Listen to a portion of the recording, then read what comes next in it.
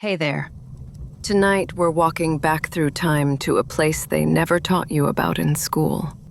Before Columbus. Before the Aztecs reached their peak. Before most of the great pyramids of Mesoamerica stood tall. You are standing in Cahokia. The year is 1050 CE. Right here, in what will one day be called Illinois, rises the largest city north of Mexico, a sprawling metropolis of 20,000 souls, massive earthen pyramids, and a ruler who calls himself the brother of the sun. But you're not royalty. You're 19 summers old, covered in scars from training, and tomorrow you'll fight in the ritual combat that determines who lives, who dies, and who gets to eat this winter. Your hands shake as you sharpen your stone blade club. The divine ruler watches everything from his platform atop Monk's Mound, 110 feet high, covering 14 acres. Tonight, let me walk you through what it really meant to live under a god king's absolute power, the brutal competitions, the human sacrifices, the incredible engineering, the political terror. So, dim the lights, get comfortable, and let's step into your life in ancient Cahokia, where the sun god's brother decides if you see another dawn. You wake before sunrise in your family's wattle and daub house.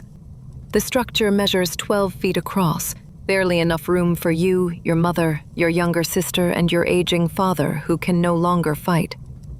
Through gaps in the thatched roof, you see the false dawn turning the sky purple. Your stomach knots. Today is the autumn challenge.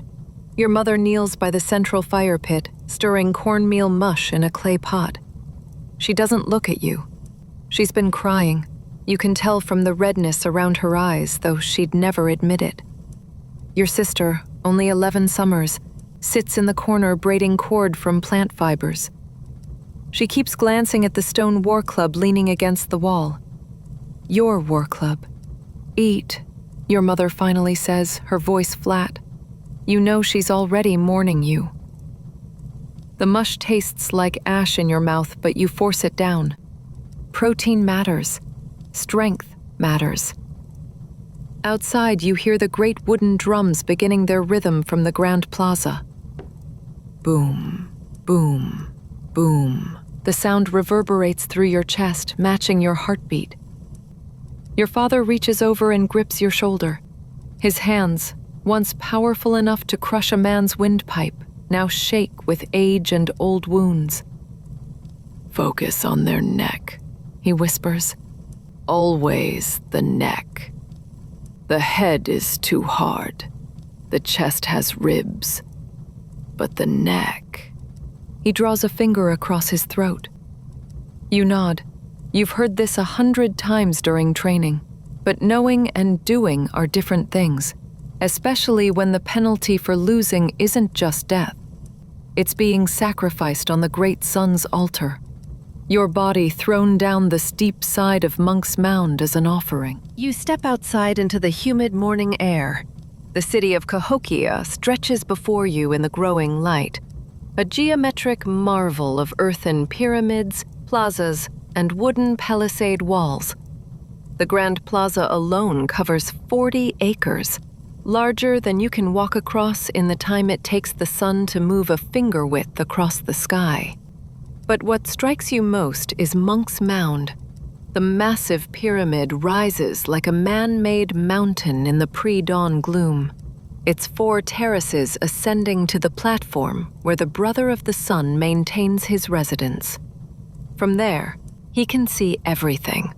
Everything. Some say he never sleeps, that his divine blood means he doesn't need to. You've never seen him up close. Commoners don't get that privilege unless they're being sacrificed. The drums grow louder. Boom. Boom. Boom. Other warriors emerge from their homes, each carrying their weapons. You recognize Tall Reed, who trained with you. His face is painted with red ochre, a family tradition. He catches your eye and nods once. You wonder if he's as terrified as you are. The path to the Grand Plaza is already crowded with spectators. Nobles in their feathered mantles, priests with faces blackened by ash, farmers and laborers in simple tunics, their faces eager for entertainment. A few children dart between the adults' legs laughing. They don't understand what they're about to witness. Your bare feet pad against the packed earth. The copper earring bounces against your neck. You feel exposed, vulnerable. But that's the point. Today is about raw strength, skill, and the favor of the sun god.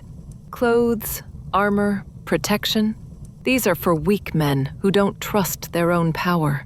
As you approach the plaza, you see the sacrifice pole already erected in the center. Last season's loser still hangs there, reduced to bones and dried skin. Crows have nested in his rib cage. The smell has faded, but the warning remains clear. Lose, and this becomes your eternity. The Grand Plaza is already half full when you arrive. You estimate 2,000 people, maybe more, all pressing toward the combat circle.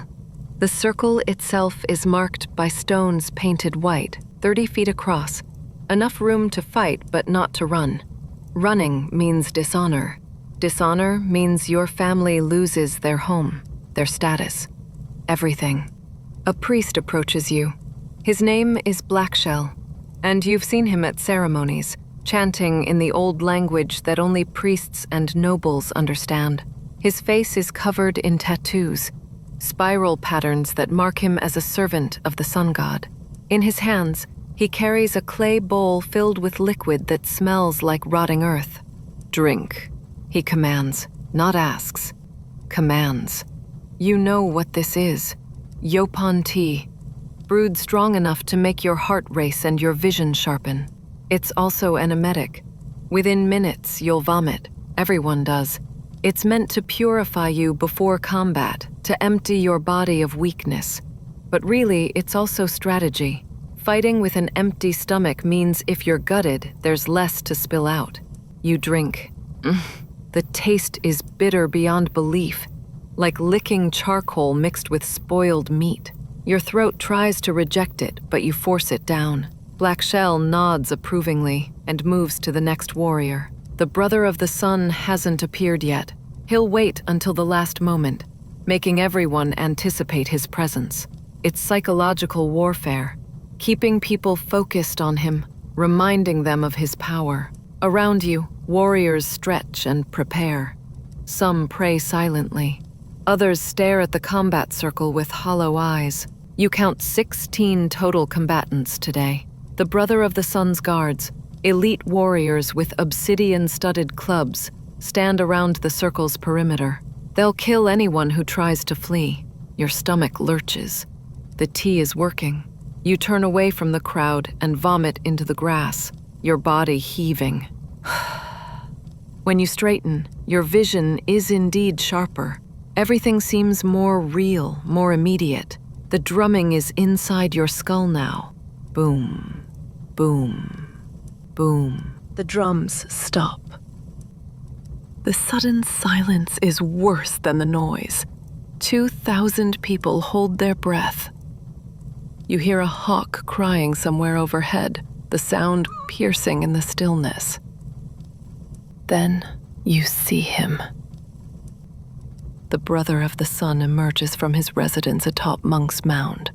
Even from this distance, nearly 200 yards away, you can make out the brilliance of his costume.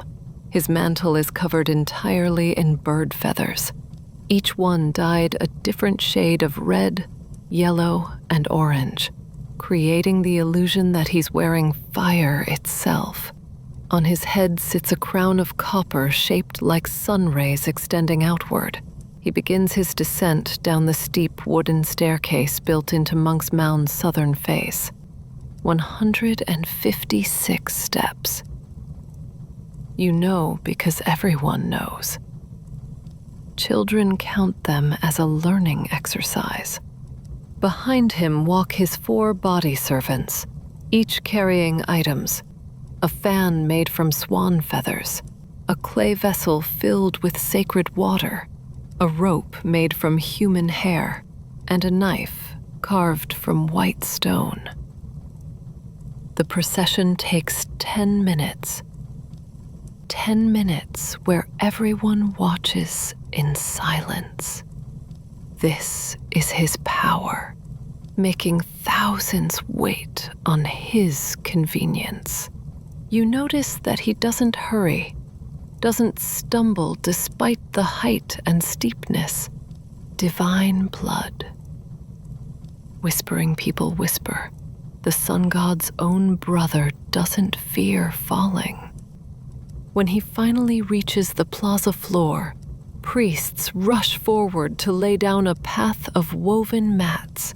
The brother of the sun walks on them, his feet too sacred to touch common earth. He's younger than you expected, perhaps 30 summers, with a face painted entirely white like the sun at noon. His eyes are hidden behind a mask of polished copper that reflects the morning light in blinding flashes. He takes his seat on a raised platform at the plaza's edge. Only then do the drums resume. Boom, boom, boom. But now they sound different, faster, more urgent. The rhythm shifts to a pattern you recognize from training. Combat rhythm.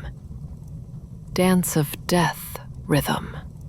Black Shell steps to the circle's center, raises his arms, and calls out in the old language.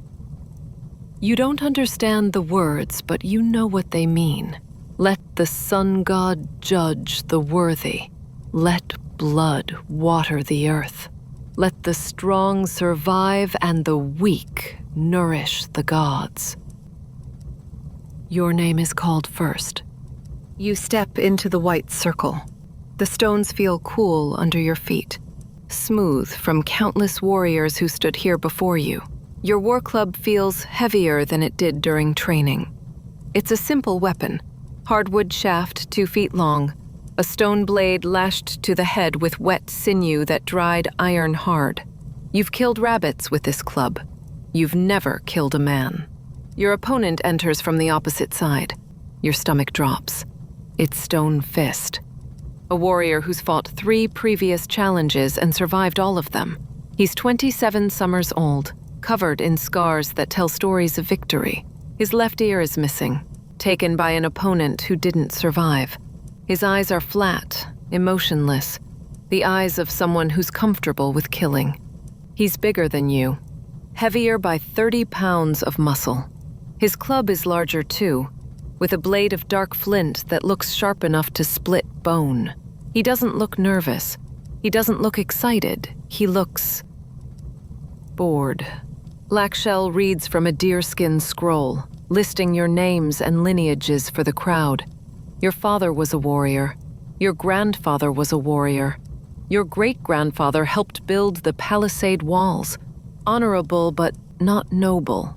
Stone Fist's lineage includes a sub-chief, 2 priests, and a master craftsman who made copper ornaments for the previous Brother of the Sun. You realize with cold clarity that this isn't random. Stone Fist is here to remove you. Your family isn't important enough to matter, and your death will entertain the crowd while reinforcing the divine order. Stone Fist gets to maintain his status by killing someone beneath him. You're a sacrifice wearing the disguise of a combatant. The reading finishes. Black Shell steps out of the circle. The elite warriors shift their grips on their clubs, ready to enforce the rules. No fleeing, no stopping until one fighter can't continue. The Brother of the Sun leans forward slightly on his platform, the copper mask tilted down toward you. Stone Fist doesn't wait for a signal. He lunges forward with surprising speed for his size, club already whistling toward your head. You barely dodge. The stone blade passes close enough to your face that you feel the wind of its passage. Your training kicks in. You drop low, trying to sweep his legs, but he jumps back effortlessly. The crowd roars. The fight has begun and you're already losing. Stone Fist attacks again, this time a horizontal swing aimed at your ribs. You jump back, but not fast enough. The club's edge catches you, not the blade, thank the gods, but the wooden shaft. Pain explodes across your left side. You hear something crack. A rib, maybe. The impact spins you halfway around. The crowd's roar intensifies. They smell blood. They want blood. You stumble, catch yourself, force your body upright. Stone Fist circles you now, taking his time. He's not even breathing hard. This is sport to him. Entertainment. He's probably deciding where to hit you next, which bones to break before he goes for the kill. Your father's voice echoes in your memory. Focus on their neck. But you can't get close to Stone Fist's neck. His reach is longer. His strength is greater. Every exchange ends with you hurt and him unmarked. You try a feint, pretending to swing high, then redirecting low. Stone Fist doesn't fall for it. His club blocks yours with a sharp crack of wood on wood. The impact sends vibrations up your arms, makes your hands go numb. You're losing your grip. Your fingers won't cooperate properly. Stone Fist sees your weakness. His eyes flicker to your hands, then back to your face. He smiles, actually smiles, showing teeth filed to points. A noble affectation. Then he strikes your club directly, a powerful overhead blow that tears it from your grip entirely. Your war club flies out of the circle, lands in the dirt 10 feet away. You hear your mother scream from somewhere in the crowd. The elite warriors don't move to retrieve it. The rules say you can get it yourself, but that would mean turning your back on Stone Fist. That would mean death. So you stand there, weaponless, staring at a man who's killed before and will kill again. Stone Fist hefts his club, positioning it for a skull-crushing blow. The brother of the sun hasn't moved, hasn't intervened. Divine rulers don't interrupt sacred combat. You have maybe 3 heartbeats before Stone Fist swings. 3 heartbeats to do something impossible. 3 heartbeats to survive. Desperation does strange things to the mind. Time slows. You see everything with crystalline clarity. The way Stone Fist's muscles bunch in his shoulders as he prepares the killing blow. The slight shift of his weight to his back foot. The angle of his club rising. The bead of sweat rolling down his temple. Your trainer's voice surfaces from memory. Not your father's, but old Three Fingers who coached you when you were 12. If you lose your weapon, he'd said, you haven't lost the fight. You've just changed what kind of fight it is. Stone Fist swings. The club descends toward your skull with lethal force. You don't try to block. You don't try to dodge. You do something Stone Fist doesn't expect. You move toward him instead of away. Toward the killing blow. Inside his reach where the club has no power, the wooden shaft hits your shoulder instead of your head. Agony. Your collarbone makes a sound like a breaking branch, but you're inside his guard now, and your hands find his throat. You don't know if you're squeezing right. You don't know if you're strong enough, but you squeeze anyway with everything you have. All the fear, all the rage, all the desperate will to see tomorrow. Your thumbs dig into his windpipe. Stone Fist's eyes widen. For the first time today, he looks surprised. He drops his club and tries to pry your hands away. His fingers are stronger, thicker, more powerful. They should break your grip easily. But the Yopan tea is still racing through your system, and pain has sharpened into something like clarity. You hold on. Stone Fist's filed teeth snap at your face. You lean back just enough to avoid them. His knee comes up toward your groin. You twist. Take the blow on your thigh instead. It goes numb instantly, but you don't let go. His face is turning red, then purple. His eyes bulge. Veins stand out on his forehead. He makes a choking sound. Not words, not a scream, just the wet, desperate noise of someone who can't breathe. The crowd has gone quiet. This isn't how these fights usually end. Warriors die from blade wounds, from crushed skulls, from broken necks. They don't strangle like criminals. But you keep squeezing. Stonefist's struggles weaken. His hands slip from your wrists, his knees buckle. You go down with him, never releasing your grip, your full weight now driving your thumbs deeper into his throat. His face has gone from purple to a dark blue-gray. His eyes, still open, have lost focus. You're killing him. You know this. Everyone knows this. The question is whether the sun god or his brother will allow it. Blackshell takes a step toward the circle. The elite warriors shift, uncertain. This isn't protocol. Lesser warriors don't defeat champions. The social order is collapsing in front of 2,000 witnesses. Then the brother of the sun raises his hand. Just slightly, just enough. Blackshell freezes. The elite warriors hold their positions. The divine ruler has spoken through silence. The fight continues. Stonefist's body goes limp. His eyes are still open, staring at nothing. His chest doesn't move. You count to 10, then 20, then 30. Your hands remain locked around his throat. You don't trust it. You can't trust it. Any second he might revive, might twist, might kill you with some trick you don't know. Release him, Blackshell finally calls out. The sun god has judged. Your hands won't obey at first. The muscles have cramped into their position. You have to use your injured right arm, screaming pain from your broken collarbone, to pry your left hand open. Then use your left to pry open your right. Stonefist's neck is marked with deep purple bruises in the shape of your fingers. You stand, or try to. Your left leg collapses under you. You crawl instead, dragging yourself toward your war club lying outside the circle. The crowd watches in absolute silence. You grasp the club's handle. Use it to lever yourself upright. Turn to face the brother of the sun. He's standing now. The copper mask tilts, examining you, evaluating you, deciding something. Your life hangs on whatever he sees in this moment. A wounded, desperate youth who killed through luck and terror. Or something else. He claps his hands. Once, twice, 3 times. The crowd explodes into noise. The sound crashes over you in waves. You don't understand.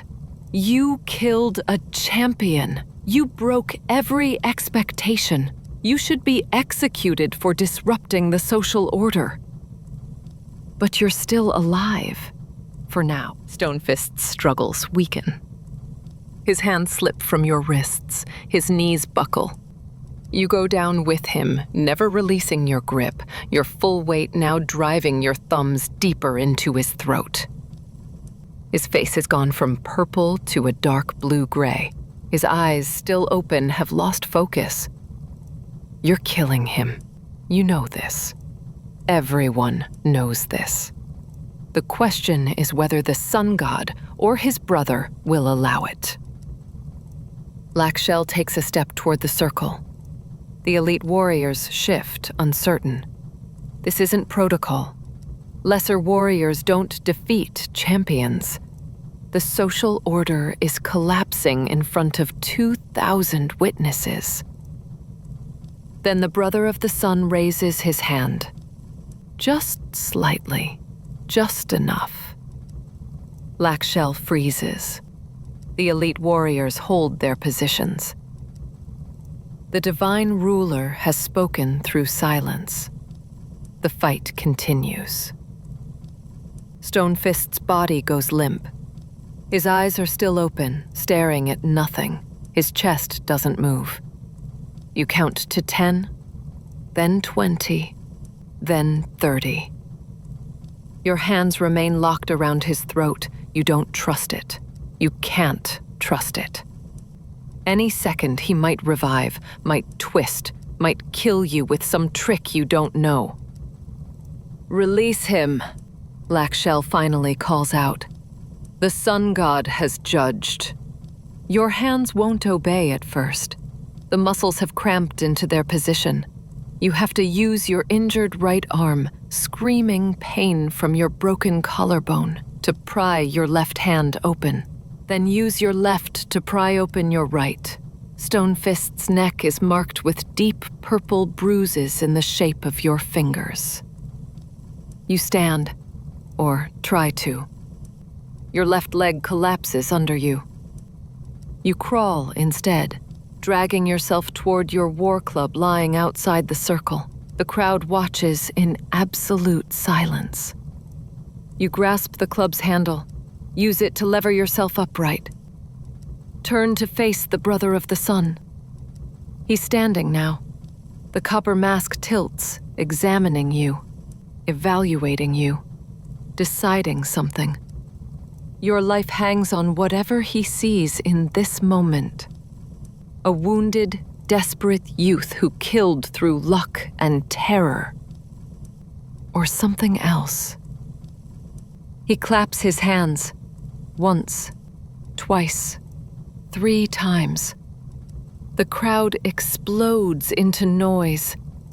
The sound crashes over you in waves. You don't understand. You killed a champion. You broke every expectation. You should be executed for disrupting the social order. But you're still alive, for now. The walk home takes forever. Your mother on one side, your sister on the other, supporting your weight.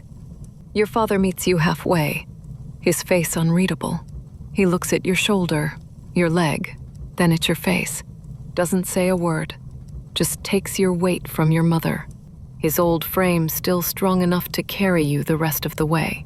Inside your house, they lay you on a woven mat. Your mother makes a paste from willow bark and clay, spreads it on your shoulder and ribs. It does nothing for the pain, but maybe stops the swelling from getting worse. Your sister brings water, holds the clay vessel to your lips while you drink.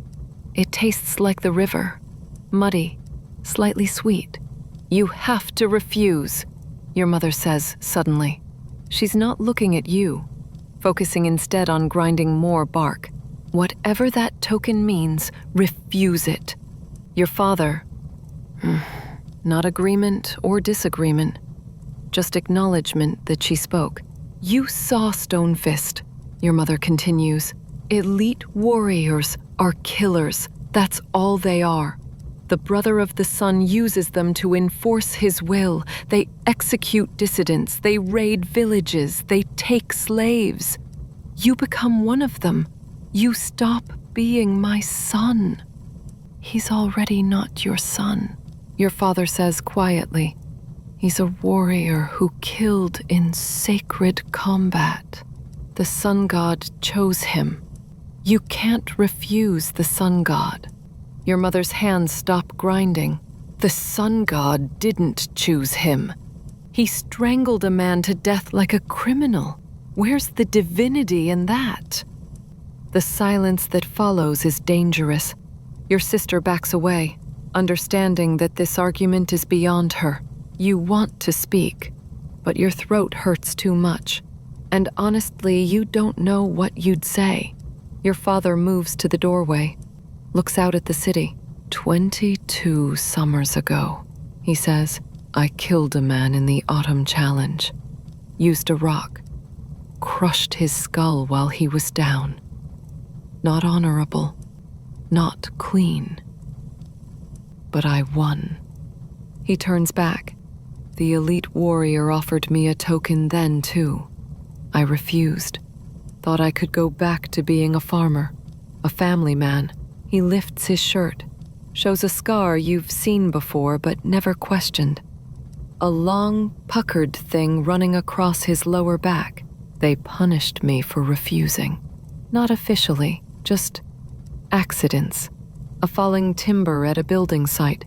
A training accident that broke 3 ribs. Finally took a spear wound during a demonstration. After that, they left me alone. Let me fade away. He drops his shirt. But I was never safe again. Neither was your mother. Neither was your sister. Until you're valuable to them, you're disposable. You spend 6 days unable to walk. Your mother treats your injuries with what she knows. Willow bark for pain. Clay poultices for swelling. Yarrow for the cuts on your hands. Your sister changes your bandages twice a day. Her small hands gentle and efficient. She doesn't talk much, but sometimes you catch her looking at you like you're a stranger. Your father goes to work each morning on the construction crew expanding the southern plaza. He comes home after dark, says nothing about what people are saying, but you see it in his face. They're talking. The entire city is talking about the warrior who killed Stonefist with his bare hands. On the 7th day, you can stand.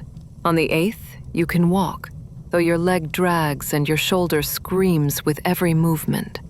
Your collarbone is healing wrong, you think. It makes your right arm sit higher than your left. You're crooked now, marked. The clay token never leaves your hand. You sleep with it. You keep it tucked in your palm even when your mother brings food. She's stopped arguing, but her silence is louder than her words ever were. On the 9th day, you make your decision. You leave before dawn, telling no one. Your father is already gone to work. Your mother and sister are still sleeping. You take your war club, cleaned now, the blood scrubbed away, and the token. Nothing else. The walk to the elite compound north of Monk's Mound takes half the morning. Your leg is better, but still weak. You have to stop 3 times to rest. The city is waking around you. Farmers heading to fields, craftsmen opening workshops, children playing. Normal life. Life you might never have again. The elite compound sits on a raised platform, not as high as Monk's Mound, but impressive nonetheless. 15 feet tall, surrounded by a wooden palisade with sharpened stakes, a guard station at the entrance. 2 elite warriors, different from the one who gave you the token. Watch your approach with flat, dangerous eyes. State your purpose, one demands. He's young, maybe 25, with fresh scars on his chest from recent combat. You hold up the token. Don't speak. Can't speak. Your throat is dry. The younger guard takes the token, examines it, then exchanges a look with his partner, an older warrior with gray in his hair. The older one nods. 3rd door. The older guard says, "Leave your club here." You hesitate. Giving up your weapon feels like giving up your identity. But you hand it over. They let you pass. Inside the compound, everything is ordered, geometric, controlled. The buildings are arranged in precise rows. Barracks, training grounds, storage structures. A large central building that must be the command center. You see warriors everywhere, maybe 60 of them, all moving with purpose. Training, drilling, maintaining weapons. No one is idle. No one is relaxed. The 3rd door belongs to a long, low building near the eastern wall. You push it open. Inside, the elite warrior who gave you the token sits on a raised platform, reviewing what looks like accounting tablets, notched sticks that record supplies, distributions, debts. He looks up. Smiles slightly. Red clay. I didn't think you'd come. I didn't know if I would either, you admit. Your voice is still rough from the fight. Your mother told you to refuse, didn't she? He sets down the tablet. Mothers always do. They see what we are and they fear it. Smart women. He gestures to a mat on the floor. Sit. That leg is bothering you. You sit. Grateful, despite yourself. The relief is immediate. My name is Black Arrow, he says. I've been an elite warrior for 18 summers. Killed 16 men in combat. Executed 7 more on the Brother of the Sun's orders. Led 3 raids on western villages. Taken 21 slaves. Fathered 4 children I've never met. He states this flatly, without pride or shame, just facts.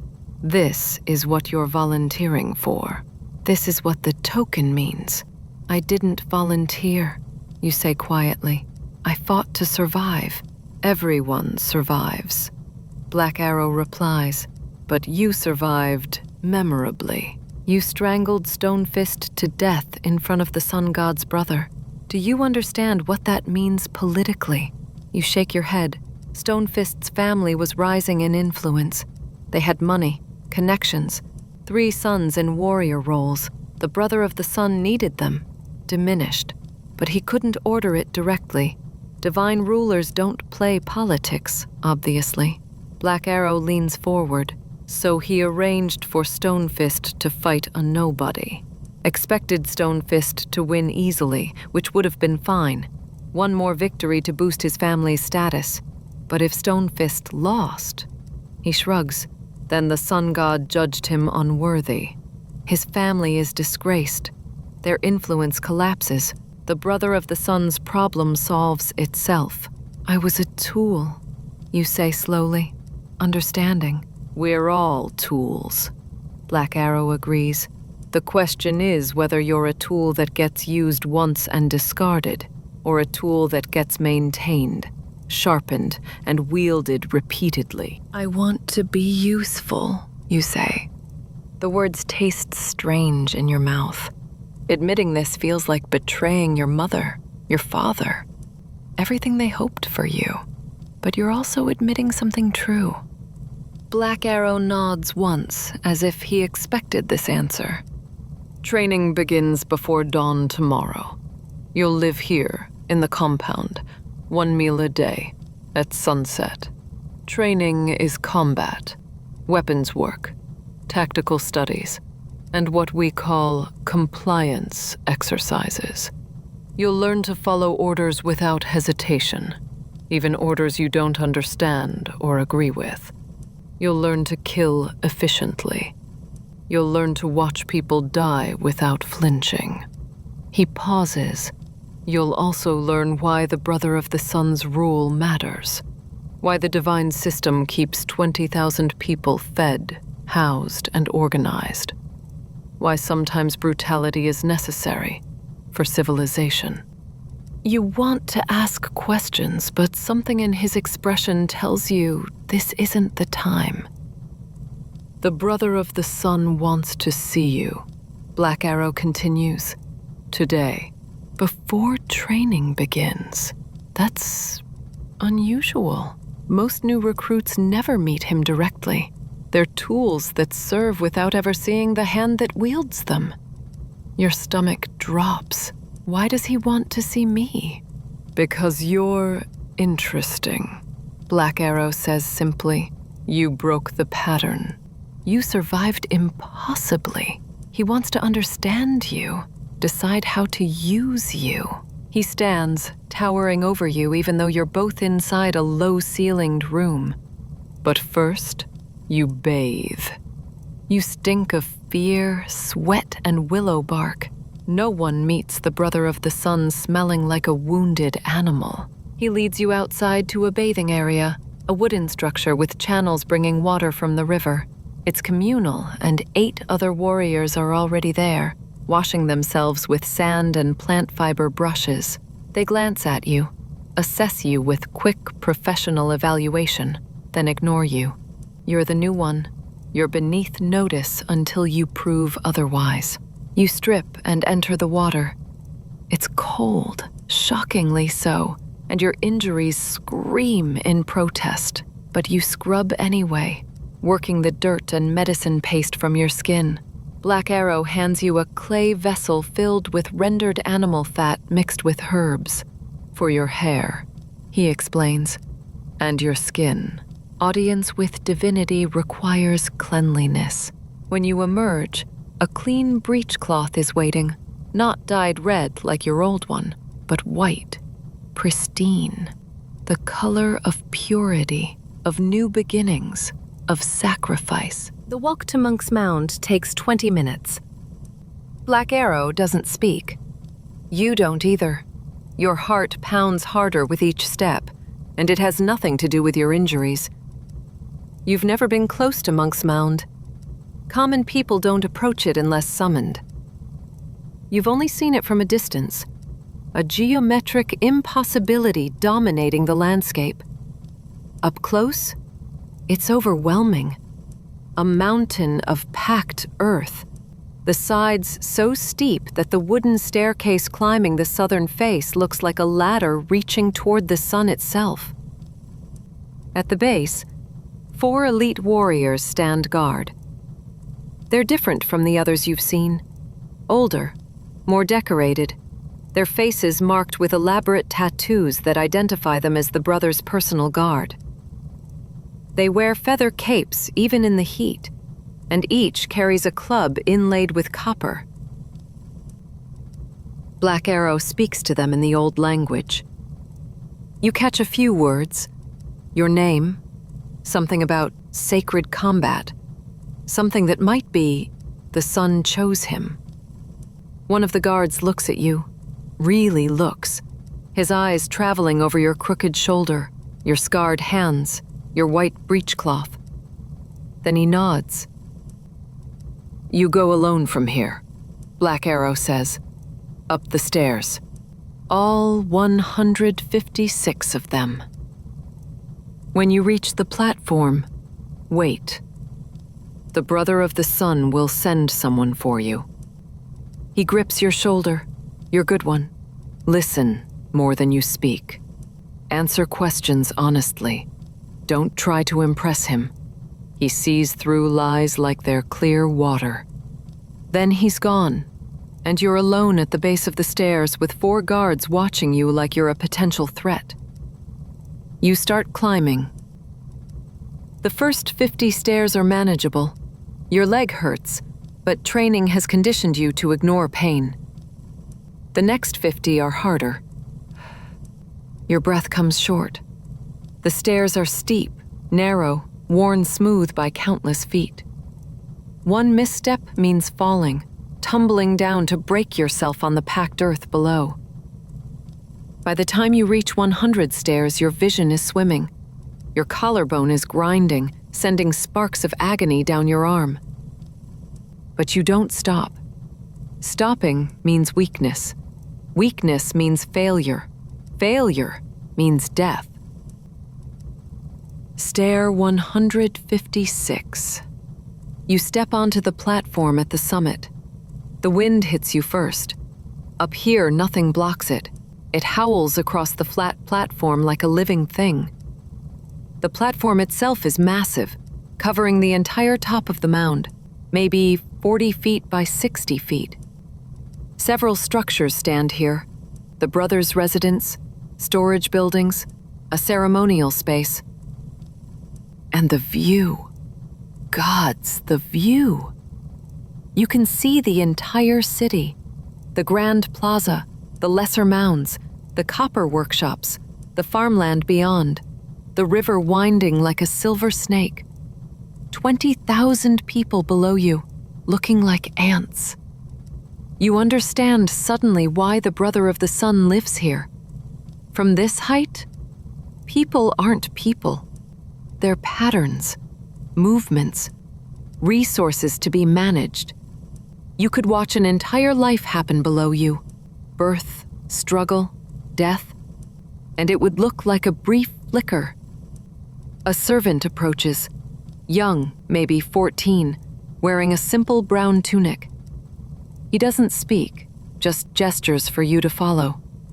You do, your legs shaking from the climb, and something deeper than exhaustion. The servant leads you to the largest structure, the brothers' residence.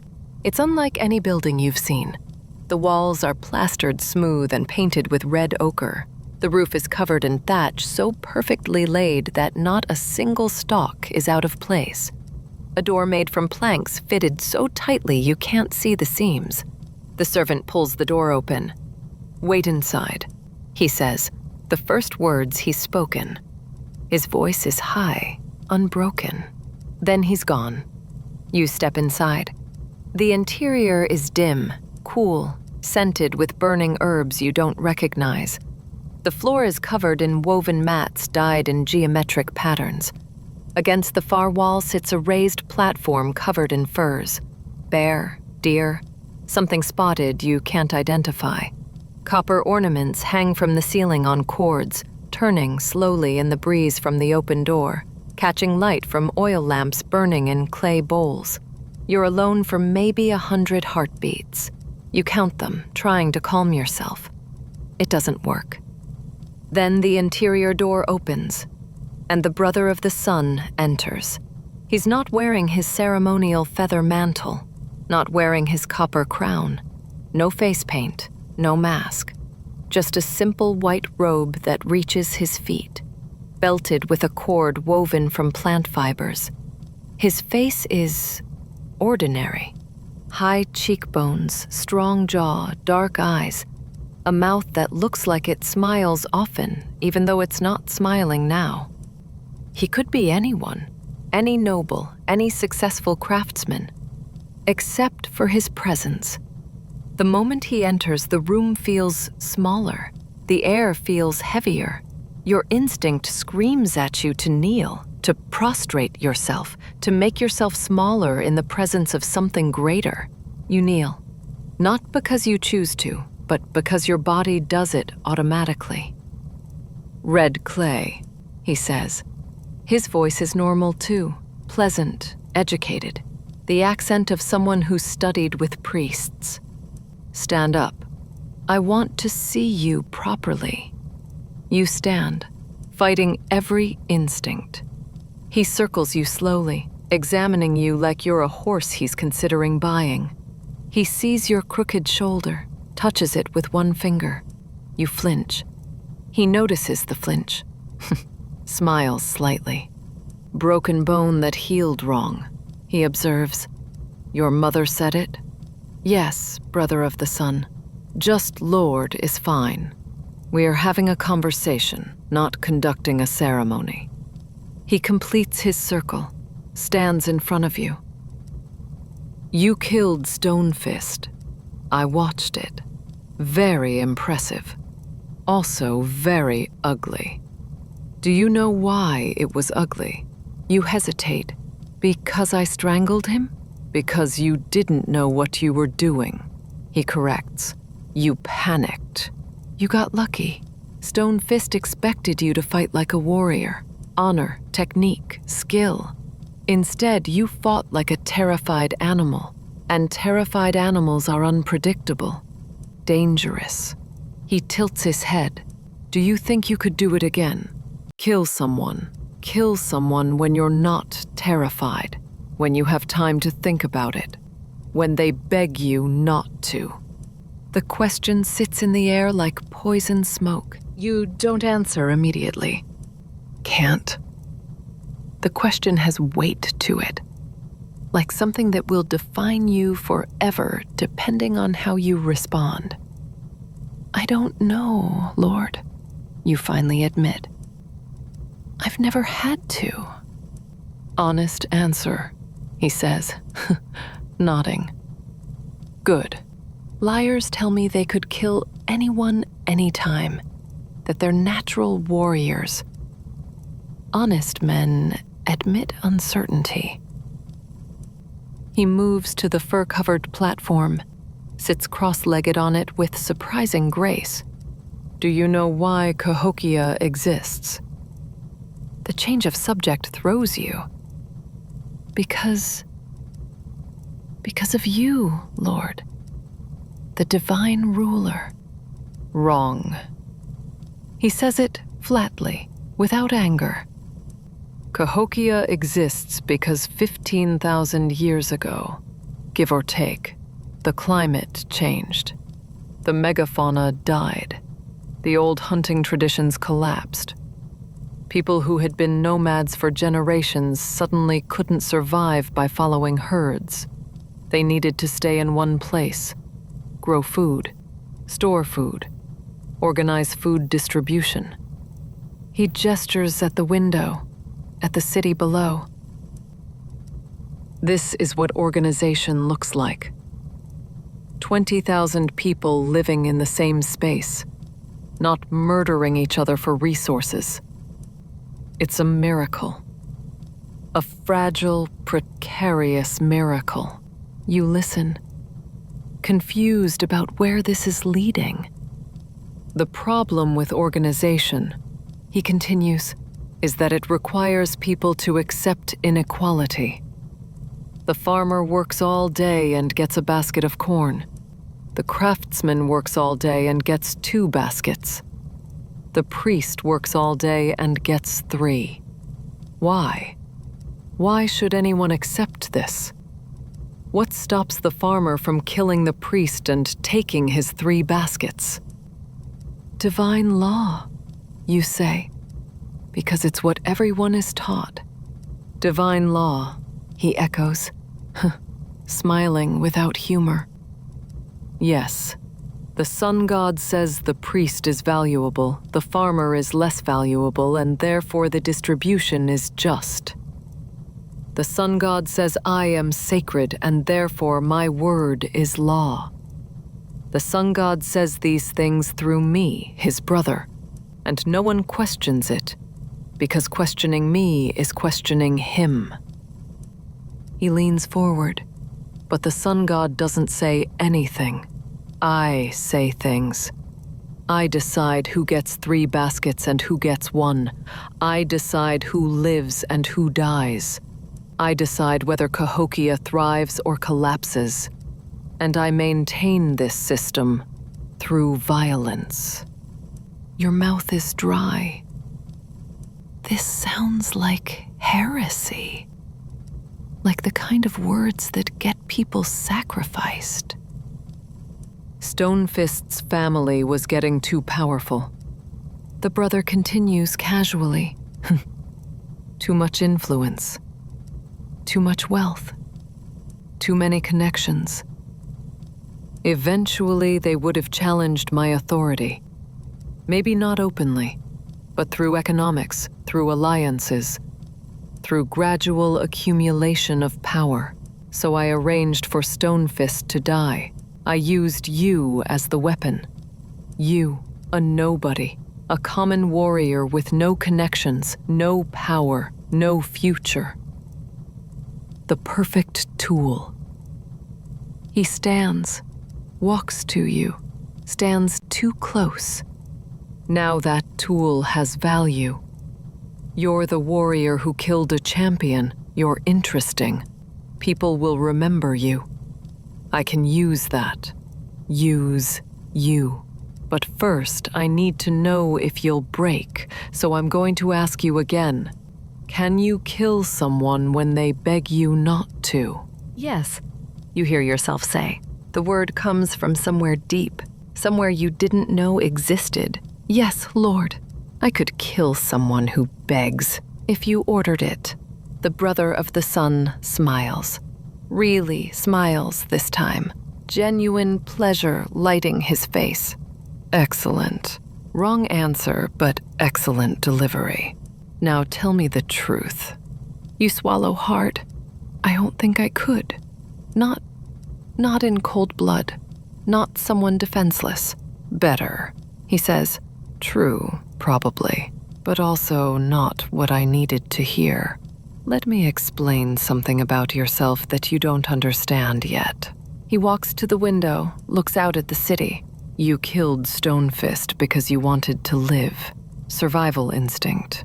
Natural. But when you killed him, something happened. You felt it, even if you don't have words for it. Power. The power to end another person's existence. To be the last thing they see before the world goes dark. He turns back to you. Some people feel that power and it sickens them. They never recover. They become priests or farmers or craftsmen, anything but warriors. Other people feel it and they want more of it. They become elite warriors. They become executioners. They become useful. Which kind am I? You ask quietly. I don't know yet. He admits, that's why you're going to train. That's why Black Arrow will push you until you either break or transform. And when you've transformed, if you transform, you'll understand that killing someone who begs isn't harder than killing someone who fights. It's just different. A different tool for a different purpose. He moves to a low table, pours liquid from a clay vessel into 2 wooden cups, offers one to you. You take it. The liquid is golden, smells sweet, some kind of honey wine, probably reserved for nobles. 3 moons from now, he says, there will be a harvest ceremony. During that ceremony, we'll sacrifice prisoners from the Western raids. 4 men, 2 women. They'll be given sacred drinks to dull the pain, then taken to the top of this mound. I'll give a speech about the sun god's hunger, about feeding the divine, about maintaining cosmic balance. Then my priests will cut their throats and throw them down the southern face. He sips his wine. You'll be there, on the platform, watching, learning, understanding what civilization actually costs. You drink the wine. It burns your throat, then spreads warmth through your chest. And if I refuse, you won't refuse. He says simply, because refusing means leaving the compound, going back to your family, waiting for another autumn challenge where you'll be matched against someone even more skilled than Stonefist, dying in front of everyone, your family losing their home, their status, everything. You've already made your choice, Red Clay. You made it when you climbed those 156 stairs. You made it when you stepped into this room. You made it when you said yes the first time, even though you followed it with doubt. He's right. You know he's right. The door behind you leads back to danger, to poverty, to death. The door forward leads to violence, to moral compromise, to survival. You finish the wine in one long swallow. I'll be there, Lord, you say. At the harvest ceremony, I'll watch. I'll learn. Good. He sets down his cup. Black Arrow will continue your training. Follow his instructions. Don't question them. Don't think too much about what you're learning or why. Just become the weapon we need you to be. He pauses. One more thing. Your family, your mother, father, sister, they're now under my protection. No one touches them. No accidents during construction. No mysterious illnesses. No reprisals for your father's old refusal. They're safe as long as you're useful. That's not a threat, Red Clay. It's the truth. The Grand Plaza is already half full when you arrive. You estimate 2,000 people, maybe more, all pressing toward the combat circle. The circle itself is marked by stones painted white, 30 feet across. Enough room to fight, but not to run. Running means dishonor. Dishonor means your family loses their home, their status, everything. A priest approaches you. His name is Blackshell, and you've seen him at ceremonies, chanting in the old language that only priests and nobles understand. His face is covered in tattoos, spiral patterns that mark him as a servant of the sun god. In his hands, he carries a clay bowl filled with liquid that smells like rotting earth. "Drink," he commands, not asks. Commands. You know what this is. Yopon tea, brewed strong enough to make your heart race and your vision sharpen. It's also an emetic. Within minutes, you'll vomit. Everyone does. It's meant to purify you before combat, to empty your body of weakness. But really, it's also strategy. Fighting with an empty stomach means if you're gutted, there's less to spill out. You drink. The taste is bitter beyond belief, like licking charcoal mixed with spoiled meat. Your throat tries to reject it, but you force it down. Black Shell nods approvingly and moves to the next warrior. The brother of the sun hasn't appeared yet. He'll wait until the last moment, making everyone anticipate his presence. It's psychological warfare, keeping people focused on him, reminding them of his power. Around you, warriors stretch and prepare. Some pray silently. Others stare at the combat circle with hollow eyes. You count 16 total combatants today. The brother of the sun's guards, elite warriors with obsidian-studded clubs, stand around the circle's perimeter. They'll kill anyone who tries to flee. Your stomach lurches. The tea is working. You turn away from the crowd and vomit into the grass, your body heaving. When you straighten, your vision is indeed sharper. Everything seems more real, more immediate. The drumming is inside your skull now. Boom, boom, boom. 3 weeks pass in a blur of violence. You wake before dawn. You fight until your hands won't grip. You eat your single meal at sunset. Corn mush, dried meat, sometimes fish from the river. You collapse on your mat and sleep dreamlessly until Black Arrow's cold water wakes you again. Your body changes. The crooked shoulder becomes something you compensate for automatically. The weak leg strengthens. New scars layer over old ones. Your hands develop calluses so thick you can grip the rough club shaft without feeling it. You lose weight first. The single meal isn't enough. Then gain it back as muscle. Your face becomes leaner, harder, the softness of youth burning away like morning fog. Your mind changes too. The first time you broke someone's arm during sparring, you hesitated, horrified by the sound of snapping bone and the warrior's scream. Black Arrow hit you so hard, you saw stars. Hesitation means death, he said. Yours or your brother's. Never hesitate. The second time you broke someone's arm, you didn't hesitate. You didn't feel anything at all. You learn weapons beyond the club. The spear, 8 feet of hardwood tipped with razor-sharp stone, used for distance killing. The atlatl, a throwing stick that lets you launch darts with enough force to punch through a man's chest at 50 yards. The knife, for close work, for quiet work, for when a club is too loud or too honorable. You learn tactics, how to move in formation, 30 warriors acting as one unified killing machine. How to break a formation, find the weak point, drive a wedge, collapse the structure. How to fight in darkness, relying on sound and touch rather than sight. How to fight in water, where footing is unreliable and every movement is slowed. You learn compliance.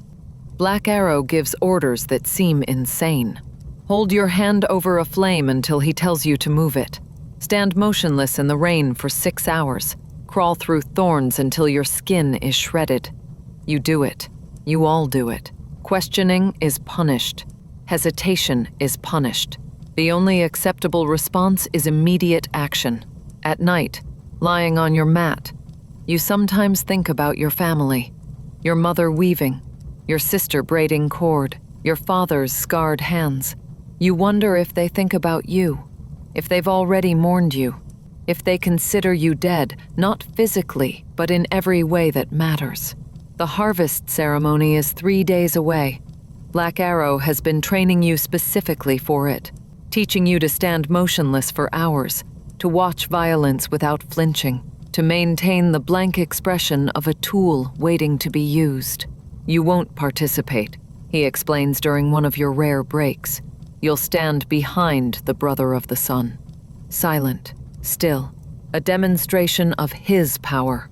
The crowd will see you, the warrior who killed Stonefist, and they'll remember that the brother commands such men. They'll see your blank face and understand that you've been transformed from a person into a weapon. What if I can't do it? You ask. What if I show emotion? Black Arrow looks at you with something that might be pity.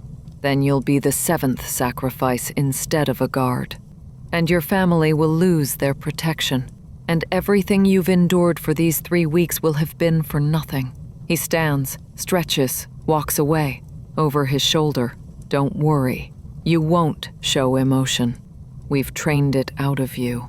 The harvest ceremony day arrives with clear skies and humid heat. You wake before Black Arrow's water. You're already dressed, already standing, already prepared. He sees this and nods once. Approval or acknowledgement? Hard to tell which. The elite warriors are given special regalia for ceremonies, not the feathered mantles of nobles, but paint. Black Arrow applies it himself, drawing black lines across your face, 2 vertical stripes from forehead to jaw framing your eyes. Brother's guards wear this pattern, he explains. It means you stand in his presence. It means you're trusted. You stand still while he works. The paint smells like charcoal and animal fat. It feels heavy on your skin, like wearing a mask. The prisoners are already atop Monk's Mound when you arrive. 6 of them, 4 men, 2 women, sitting cross-legged on the platform, hands bound behind them with rope made from human hair. They've been given the sacred drink Black Arrow mentioned. Their eyes are glazed, unfocused. One of the women is singing quietly, a song in a language you don't recognize. One of the men is crying, but the tears run down his face without any other sign of emotion. Like his body has forgotten, his mind isn't cooperating. The brother of the sun stands at the platform's edge, back to the prisoners, facing the city below. He's wearing his full ceremonial regalia, the feather mantle, the copper crown, the white face paint, the reflective copper mask. From here you can't see his eyes, just your own reflection, small and distorted, in the polished metal. Red clay, he says, without turning. Stand 3 paces behind me and to my left. Do not move. Do not speak. Do not react to anything you see or hear. You are stone. You are wood. You are not human today. You take your position. 3 paces behind, to his left. Stand with feet shoulder-width apart, club held across your chest in formal guard position. Your face is blank. Your breathing is controlled. You are stone. Below, the Grand Plaza is filling with people. Thousands of them, maybe 10,000, all pressing close to see the ceremony. They're early this year. Harvest has been good, abundant, the granaries overflowing. The sun god has blessed them. The sun god's brother has blessed them. And now the brother will feed the sun god with blood, maintaining the divine balance. The drums begin. Boom, boom, boom. The rhythm is different from combat drums, slower, more solemn, like a heartbeat at rest. The crowd below quiets. Even the children stop running, held by their parents, sensing the sacred nature of what's about to happen. The brother of the sun raises his arms, his voice, amplified somehow by the platform's acoustics and his trained projection, carries across the entire plaza. Children of the sun, he calls. We gather to give thanks. We gather to feed the divine. We gather to maintain the balance between earth and sky, between mortal and sacred, between hunger and plenty. The crowd responds in unison. We give thanks. We feed the divine. We maintain the balance. You stand still. Stone, wood, not human. The brother of the sun's speech continues. He talks about the cycle of seasons, the need for balance, the hunger of the divine. His words are poetic, carefully crafted to sound like ancient wisdom, even though you now suspect he writes them himself the night before. The crowd below hangs on every word, swaying slightly in rhythm with his speech. You watch the prisoners. The sacred drink, You've learned it's made from datura, a plant that clouds the mind and removes fear, has them in various states of detachment. The young woman has stopped singing. Now she's staring at the sky with a small smile, like she's seeing something beautiful that no one else can perceive. The crying man has stopped crying. His face is simply wet, expressionless. 3 priests emerge from the brothers' residence. You recognize Black Shell, the priest who gave you the Yopon tea before your fight with Stonefist. He's carrying a blade, not stone, but copper, polished until it catches the sun like a mirror. The other 2 priests carry clay bowls, large enough to catch blood. The brother's speech reaches its conclusion. We give to the sun what the sun gave to us. Life, warmth, the spark of divine presence. We give 6 lives to feed the God who feeds us all. We give thanks. We give thanks. We give thanks. The crowd below echoes. We give thanks. We give thanks. We give thanks. Black Shell approaches the first prisoner, one of the middle-aged men, kneels beside him, says something quiet that you can't hear, probably a prayer in the old language. The man doesn't respond, doesn't seem to see Black Shell at all. His drugged mind has taken him somewhere else. Black Shell lifts the copper blade. It catches the sun, flashing. For a moment, the reflected light blinds you.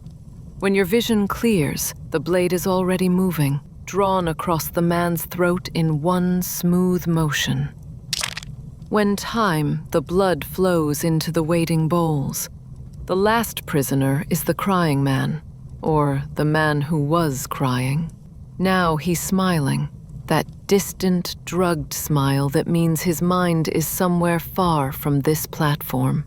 Black Shell approaches him last, and for the first time, you see the priest's hands shake slightly, just slightly. Even priests are human under their tattoos. The 6th blade stroke, the 6th body falling, the 6th bowl filled with blood. Black Shell stands, holds the copper blade above his head. It's completely red now, dripping. He calls out in the old language, something about divine acceptance, divine hunger satisfied, divine balance restored. You don't understand the words, but you understand the meaning. The ceremony is complete. The crowd below erupts into sound. Not cheering exactly, but a collective exhale, a release of held breath. The sacred violence is finished. They can return to being people instead of witnesses to the divine. The brother of the sun lowers his arms, turns to face the 6 bodies. You expect him to say something, to perform some final ritual. Instead, he simply nods to Black Arrow. Black Arrow and 3 other elite warriors move forward. They lift the bodies, still warm, still bleeding, and carry them to the platform's southern edge where the 156 stairs descend. Without ceremony, without words, they throw them over. You watch the bodies fall, tumble down the steep slope of the mound, rolling, bouncing, leaving streaks of red on the packed earth. They land at the bottom in broken heaps. Already dogs are approaching, drawn by the smell of blood. By tomorrow, there'll be bones. By next week, even the bones will be scattered. Red clay, the brother of the sun says quietly. He's standing beside you now, though you didn't see him move. You stood well. No reaction, no emotion. Exactly as required. He pauses. How do you feel? You consider the question. How do you feel? 6 people just died 3 paces in front of you. You watched their blood pour out onto earth. You watched their bodies thrown down a hill like refuse. Nothing, Lord. You say honestly, I feel nothing. He smiles behind his copper mask. You see it in the tilt of his head, hear it in his voice. Perfect, he says. Absolutely perfect. Life in the elite compound settles into a new rhythm after the harvest ceremony. The training continues, brutal, unrelenting, but now you're included in other duties. Guard rotations at the compound entrance, patrol routes through the city's noble districts, standing watch during ceremonies and important meetings. You're no longer the newest recruit. 2 more warriors joined after the harvest, survivors of the autumn challenges. You watch Black Arrow pour cold water on their faces that first morning. You see yourself from 3 weeks ago in their shocked expressions, their fumbling attempts to keep up. You feel nothing for them. They'll adapt or they'll break. Either way, it's not your concern. Your family doesn't come to see you. You don't go to see them.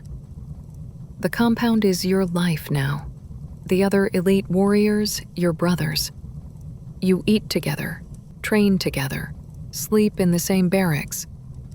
Individual identity fades. You become part of a unit, a collective weapon. But the Brother of the Sun singles you out sometimes. Not often, once every 10 days maybe, but enough that the other warriors notice. Black Arrow delivers the summons. The brother wants you. Clean yourself. Wear the white breechcloth. Each time you climb the 156 stairs. Each time the servant lets you into the residence. Each time the brother sits on his fur-covered platform and talks to you like you're a person rather than a tool. He asks questions about your training, about the other warriors, about what you see during patrols, who's trading with whom, which craftsmen are prospering, which families seem to be accumulating wealth. You realize slowly that he's using you as an observer, a source of information from street level that his nobles and priests might not notice or might filter before reporting. Red clay, he says during one of these conversations. You're useful to me in a specific way. You're young. You look like a common warrior. People don't guard their conversations around you the way they do around older elite warriors. They see you and they think survivor of the autumn challenge, not spy for the Brother of the Sun. He sips honey wine from his wooden cup. I want you to keep your ears open. During patrols, during ceremonies, during any public gatherings.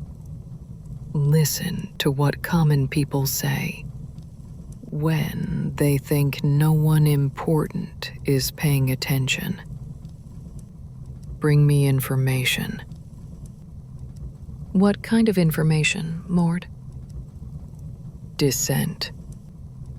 Doubt. Questions about the divine order. Complaints about food distribution. About labor assignments. About anything that suggests people are unhappy. He sets down his cup. Cahokia works because 20,000 people believe it works. Belief is more important than reality. If belief cracks, the whole structure collapses. I need to know where the cracks are forming so I can seal them before they spread. You nod. I understand, Lord. Do you? He tilts his head. You understand that I'm asking you to betray the people you grew up with? Your father's friends. Your mother's neighbors. People who might complain to you because they remember you as one of them, not realizing you've become something else? The question sits heavy in the air. You consider it honestly. They're not my people anymore, Lord. My people are the elite warriors.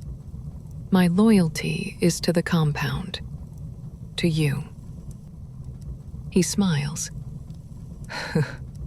That was fast. 3 weeks of training, and you've completely transferred your identity. He stands, walks to the window. That's good. That's useful. But remember, you were one of them very recently. You know how they think, how they talk, what matters to them. Don't lose that.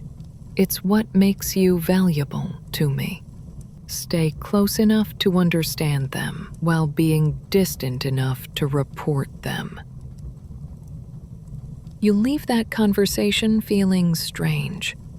Not guilty, exactly. Guilt would require caring about the people you might betray, but something. A ghost of your old self whispering that this is wrong. You ignore it. Ghosts have no power over stones. Your first assignment as an informant comes during a citywide work day. Every adult male is required to contribute labor to public projects, maintaining the palisade walls, clearing drainage channels, repairing the great mounds. Elite warriors supervise rather than participate, ensuring the work happens efficiently and no one shirks their duty. You're assigned to oversee a crew of 30 men working on the western palisade. The wall is made of logs, set vertically in a trench, 10 feet tall, sharpened at the tops. Every few years, the wood rots and needs replacing. Today, your crew is digging out old logs and setting new ones. The work is hard, sweaty, mind-numbing. The men joke to pass the time, complaining in the casual way laborers always complain. Most of it is harmless. Someone's back hurts, someone's wife is nagging, someone's daughter is marrying a useless boy. But then one man, older, maybe 50 summers, with gray in his hair and missing teeth, says something that makes you pay attention. Funny thing, he mutters to the man next to him, how the brother of the sun needs new palisade walls every few years, but Monk's Mound never needs maintenance. Almost like he's making us work to keep us tired. Tired people don't rebel. The man next to him, younger, maybe 30, laughs nervously, careful. Elite warriors have ears. Elite warriors have muscles, the older man says, not sure about the ears. He glances at you, and you carefully look away, pretending to examine the log placement. He continues, quieter, but not quiet enough. My grandfather helped build this city. Told me stories about the old days, before the divine rulers. Communities made decisions together, shared the harvest equally. No one stood on top of pyramids claiming to be the sun god's brother. You memorize this. His face, his voice, the specific words. This is what the brother wants. Dissent, doubt, questions about the divine order. At sunset, when the workday ends and the men disperse to their homes, you don't join the other elite warriors for the evening meal. Instead, you climb the 156 stairs. The brother's servant lets you in immediately. You're expected now, no longer a stranger. The brother listens to your report without interruption. When you finish, he nods slowly. The old man. Do you know his name? He was called Two Streams by the others, Lord. Two Streams. Lives in the south. Lives in the southwestern district, probably. Widower. His wife died 2 summers ago. 2 adult sons, both craftsmen. 1 grandson. The brother says this casually, like he's reciting the weather. You realize he knows everyone, or at least everyone important enough to potentially cause problems. What do you think should happen to him? The question catches you off guard. Lord, I'm asking your opinion, as someone who heard the dissent firsthand, as someone who knows what threats look like. Should Two Streams be punished? You consider carefully. His words were dangerous, Lord. They undermine the divine order. They suggest rebellion is possible. But you pause, choosing words carefully. He's old. He was speaking quietly to one person. The younger man seemed nervous, not encouraged. If two streams disappeared, people might notice, might ask questions, might create more dissent than his words did. The brother smiles. Exactly right. You're learning to think politically. Two streams is a problem, but making him a martyr would be a bigger problem. He stands, walks to his table, makes a note on a clay tablet. I'll have priests visit him, talk about the sun god's mercy, give his family some extra food from the temple stores, make him grateful instead of resentful, buy his silence with kindness rather than enforce it with violence. He looks up at you. Violence is a tool, Red Clay, a useful tool. But like any tool, using it incorrectly causes more problems than it solves. This is what separates divine rulers from tyrants, knowing when to use the club and when to use the honey. Winter comes to Cahokia. Not the brutal winter of the far north, but cold enough that training becomes harder. Patrols more miserable. The river freezes at its edges. The Grand Plaza turns muddy, then icy, then muddy again as temperatures fluctuate. People huddle in their homes, burning dried corn stalks and wood to stay warm. You continue your dual role, elite warrior in training and informant for the Brother of the Sun. You report dozens of conversations. Most are harmless. Some are borderline. A few are dangerous. Each time, the brother responds differently. Sometimes he sends priests with gifts. Sometimes he quietly reassigns people to different work crews, breaking up potential alliances. Once, when a craftsman spoke openly about organizing resistance to tribute demands, the man simply disappeared. No announcement, no body, just gone. And people noticed. And people stopped talking quite so freely. You watch this happen with the detachment Black Arrow trained into you. These aren't people. They're problems. The brother identifies the problems and his tools. You, the elite warriors, the priests, the system itself, solve them. But then something happens that cracks your detachment. You're on patrol in the southwestern district, the area where your family lives. You usually avoid this route, but today Black Arrow assigned it specifically. Time you faced this, he said. You can't avoid them forever. You see your sister first. She's 14 summers now, taller than you remember, helping your mother carry water from the river. They don't see you initially. You're just another elite warrior in face paint, carrying a club, part of the landscape of power they've learned to ignore. Then your sister looks directly at you. Recognition flashes across her face. She freezes, water vessel tilting, spilling onto the ground. Your mother follows her gaze, sees you. Your mother's face cycles through emotions too fast to track. Shock, joy, anger, grief, fear, resignation. She straightens, pulls your sister close, whispers something in her ear. Your sister nods, doesn't look at you again. Your mother approaches, slowly, like approaching a dangerous animal. She stops 5 paces away, close enough to see your face clearly, far enough to run if needed. Red Clay, she says. Just your name. Not a question, not a greeting. A statement of fact, like confirming you still exist. Mother, you respond. Your voice sounds strange to your own ears, formal and distant. You look different, she says. Older, harder.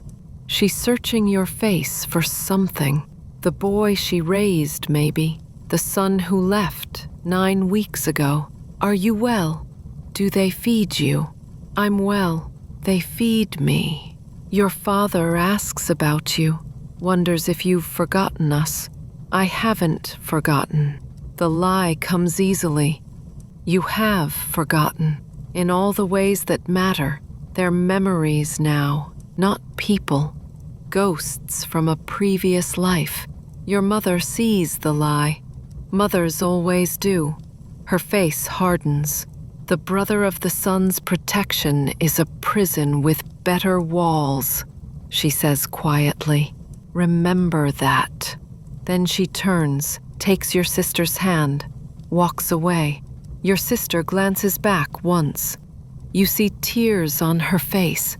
You feel nothing.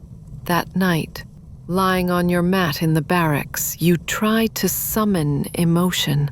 Try to care that your mother looked at you like a stranger. Try to feel guilty about your sister's tears. But there's nothing there. Just a empty space where feelings used to be. Black Arrow was right. They've trained it out of you. Spring arrives with its annual flooding.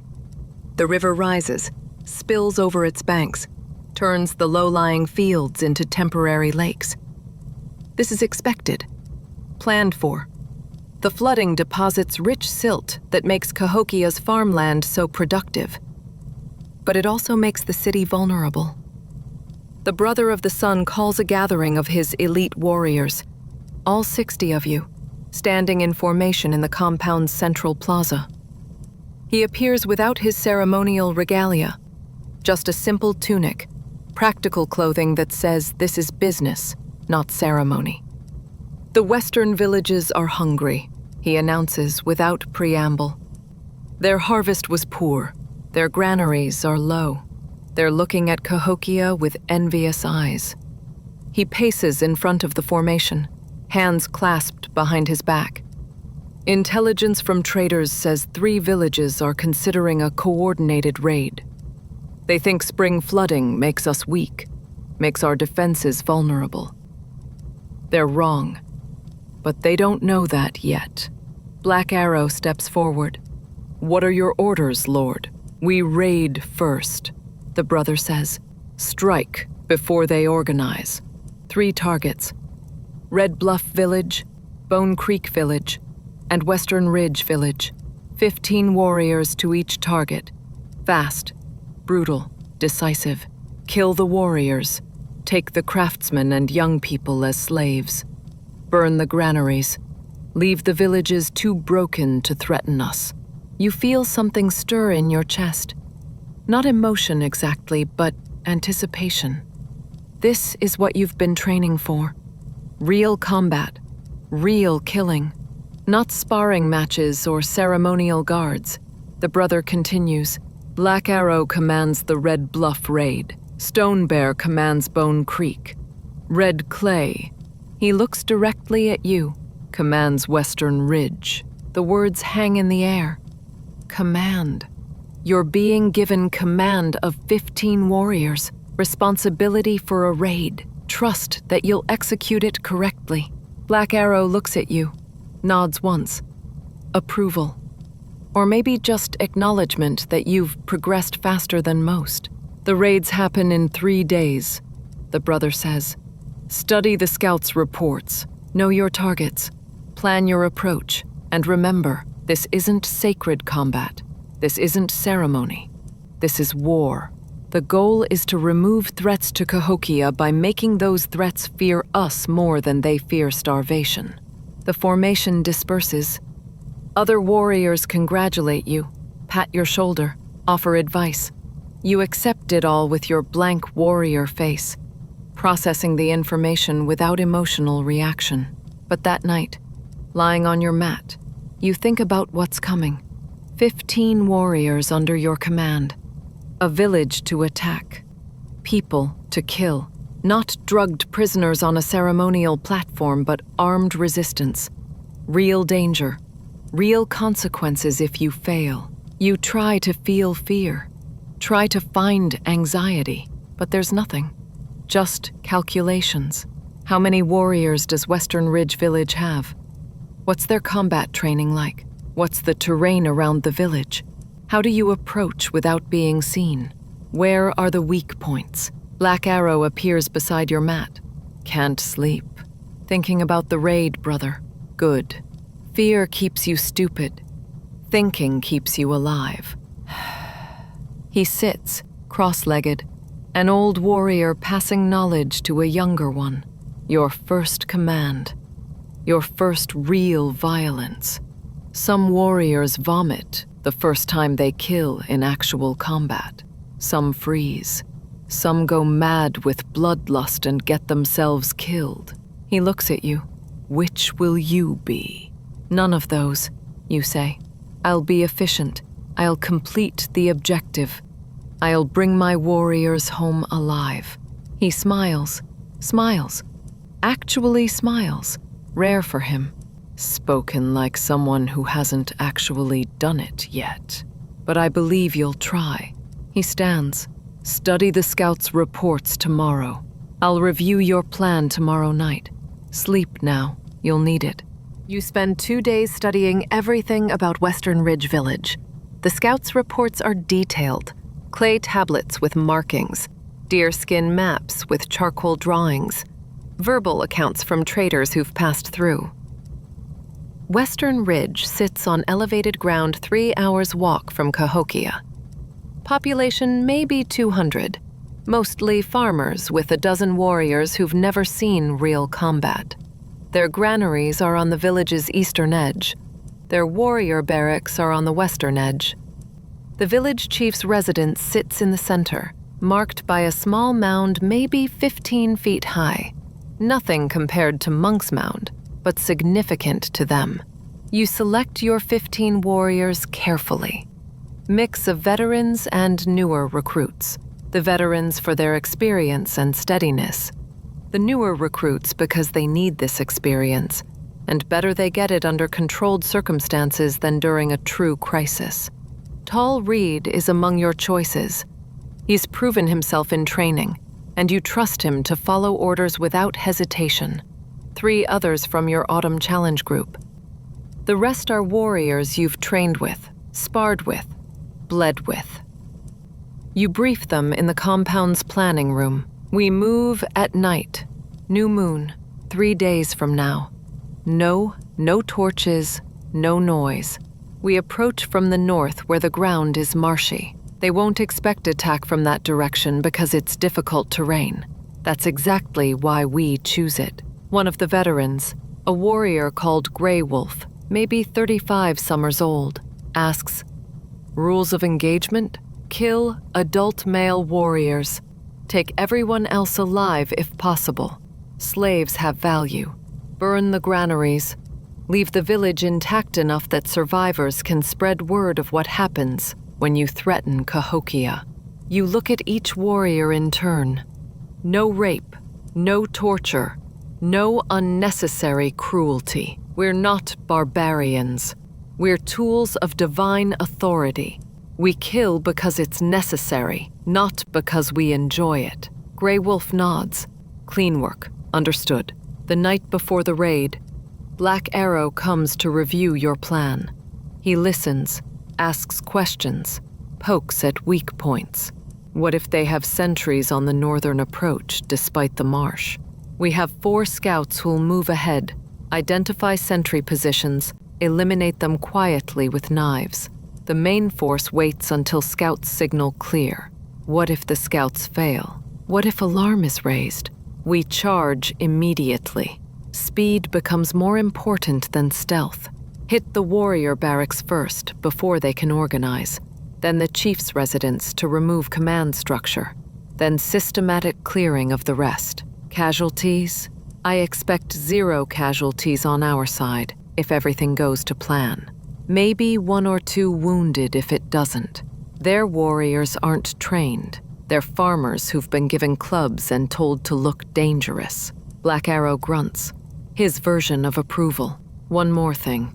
When you kill your first man in actual combat, not ceremony, not sparring, when you see the light go out of someone's eyes because you put it out, you'll either break or you'll become something else. I can't predict which. No one can. But if you break, if you freeze, if you fail, your warriors die with you.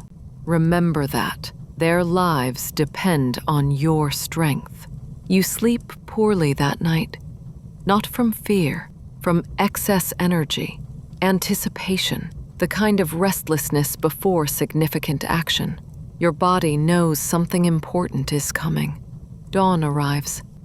You paint your face, the 2 black vertical stripes that mark you as the Brothers' Guard, plus new marks, red bands across your forehead to show combat leadership. Every warrior paints similarly. You're no longer individuals. You're a weapon with 15 parts, and you're the hand that wields it. The Brother of the Sun meets the 3 raid parties before departure. Brief words. Make Cahokia feared. Make our enemies remember why they should never threaten divine order. Go with the sun god's blessing. Then you're moving. 15 warriors in single file, heading west through farmland, then forest, then marshy ground that sucks at your feet and tries to slow you down. But you've trained for this. Everything is training. Every moment since you climbed those 156 stairs has prepared you for right now. The march takes 4 hours. Slower than normal because you're moving through marsh, each step requiring careful placement to avoid the deep mud that could trap you. Your scouts range ahead, 4 warriors who've trained specifically for this, experts at silent movement and observation. The sun is high when you reach the final position, a tree line 500 yards north of Western Ridge Village. Your scouts return. Their report is brief. No sentries on the northern approach. They're not expecting attack. We counted 11 adult males who might be warriors, maybe 20 children, 30-ish women and elders. Granaries are full. They lied about being hungry. You process this. They lied. They're not desperate from starvation. They're opportunistic raiders looking to take from Cahokia during spring flooding. This makes the mission clearer. These aren't desperate people forced to violence by circumstance. These are threats making rational calculations.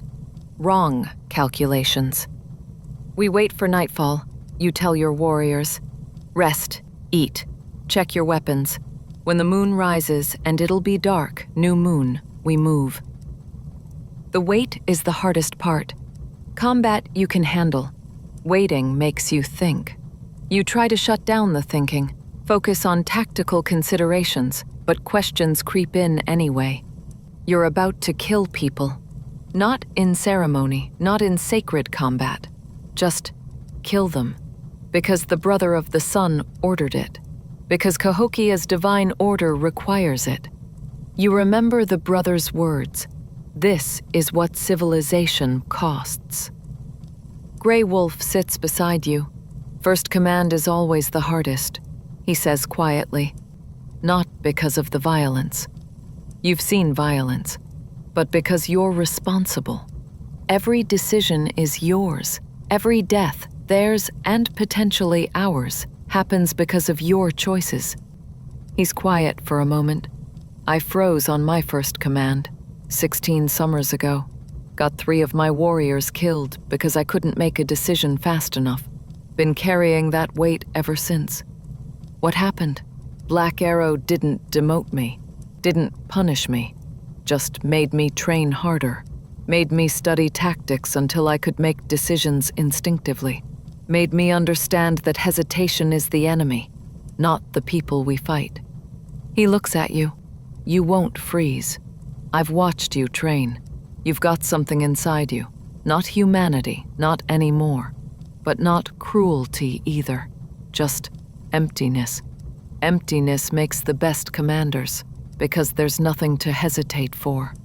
The sun sets, the sky darkens, the new moon rises, barely visible, just a dark circle blocking stars. Perfect conditions. You stand. Your 15 warriors stand with you. No words needed. You've planned this. They know their roles. The march from tree line to village takes 20 minutes. Silent, low, using the terrain. Your scouts eliminate 2 guards, not sentries exactly, just old men sitting by the northern path smoking tobacco. They die without sound, knife wounds to the throat, bodies hidden in brush. You reach the warrior barracks, small building, maybe 20 feet long. You position your warriors, 6 at the door, 9 at the walls. You carry a torch, unlit, in your left hand, your club in your right. You light the torch with the fire-starting kit. The flame springs to life, suddenly making everything visible. Now, you say. Simple, direct. Your warriors throw open the door, smash through the thin walls. Inside, 11 men sleep on mats, clubs stacked against the wall. They wake to violence. Your warriors are among them before they can react, clubs rising and falling. You're in the doorway. You see a young warrior, maybe 20 summers, your age, reaching for his club. You're faster. Your club catches him in the temple. He drops. Not dead, but unconscious. Maybe dead later from the injury. You don't know. You don't wait to find out. The fight lasts maybe 30 heartbeats. 11 village warriors versus 15 trained elite warriors in a confined space. It's not a fight. It's an execution. You count bodies. 8 dead, 3 wounded badly enough they won't fight again. Burn it, you say. Your warriors toss their torches onto the thatched roof. The dry thatch catches instantly, flames spreading. The village is awake now, screaming, running. Chaos. Exactly as planned. The raid continues, exactly as planned. Your warriors move in coordinated teams through the village. Team 1 secures the chief's residence. You lead this personally. The chief is an old man, maybe 60 summers, standing in the doorway with a ceremonial staff, not a weapon, a symbol.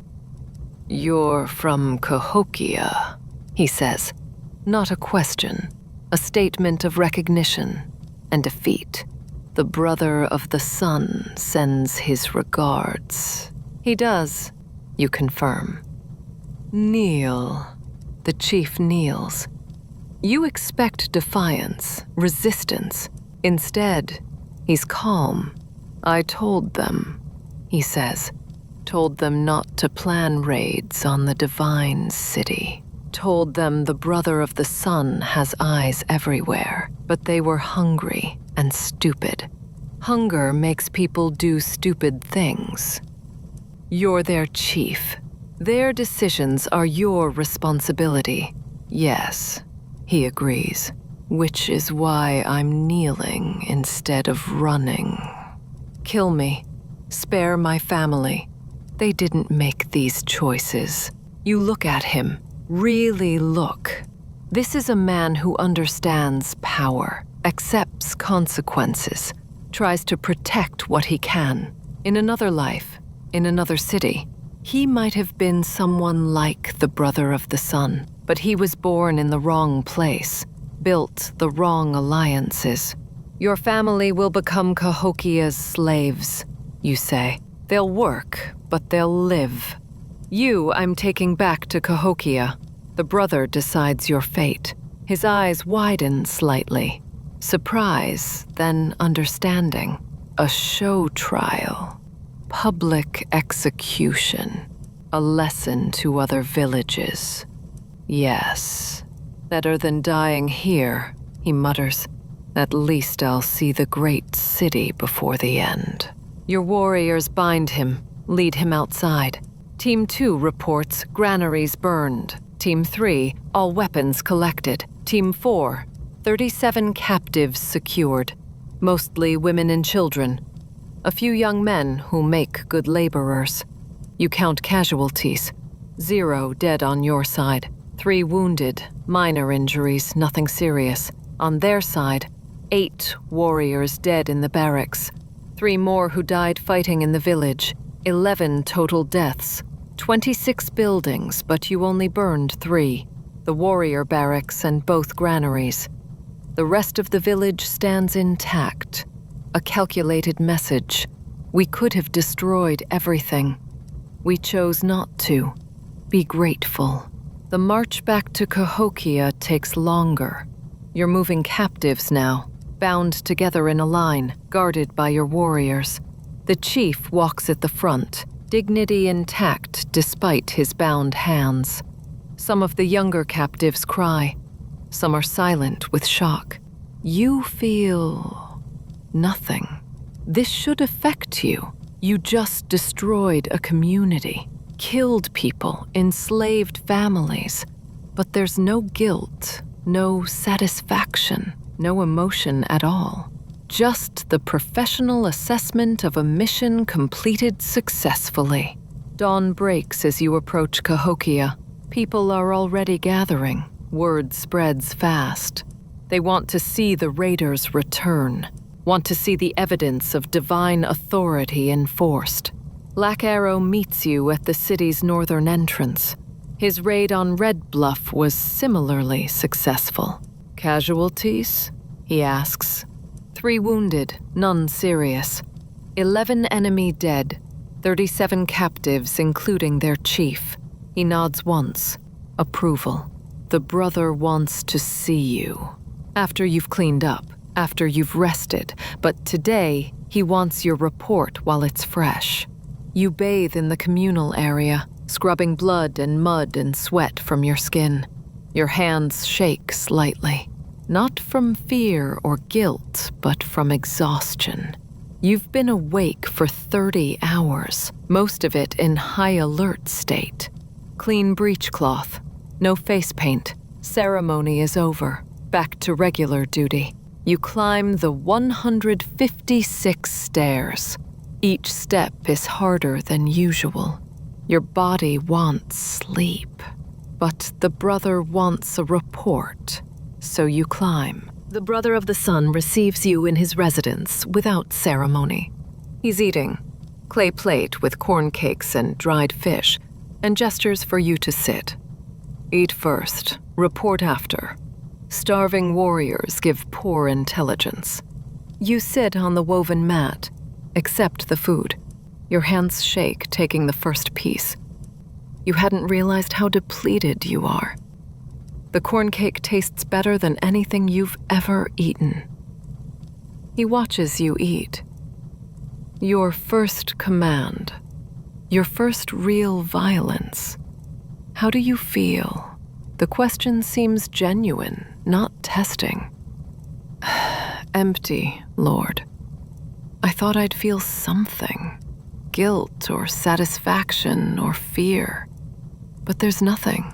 Just the tactical assessment that the mission succeeded. Good, he says simply. Emotion would mean you're still human. Humans hesitate. Tools don't. He pauses. Did anyone break? Warriors who couldn't handle it? No, Lord. All performed well. 3 took minor wounds, but no one froze, no one panicked. Grey Wolf? Solid. His experience was valuable. I trusted his judgment on several tactical decisions. The brother nods. Grey Wolf carries guilt from his first command failure. That guilt makes him more careful, more thoughtful. Sometimes wounds make better warriors than natural talent. He finishes his food, sets the plate aside. Tell me about the village chief. Why did you take him alive? He understood power, Lord. Accepted responsibility, tried to negotiate for his people. That kind of intelligence and dignity in an enemy is rare. I thought you could use him. A public execution of a worthy opponent reinforces your authority better than killing nobodies. The brother smiles. Exactly right. You're thinking politically now, not just tactically. The chief will be executed during the summer solstice ceremony. I'll give him a chance to speak. Let him show his dignity, his acceptance.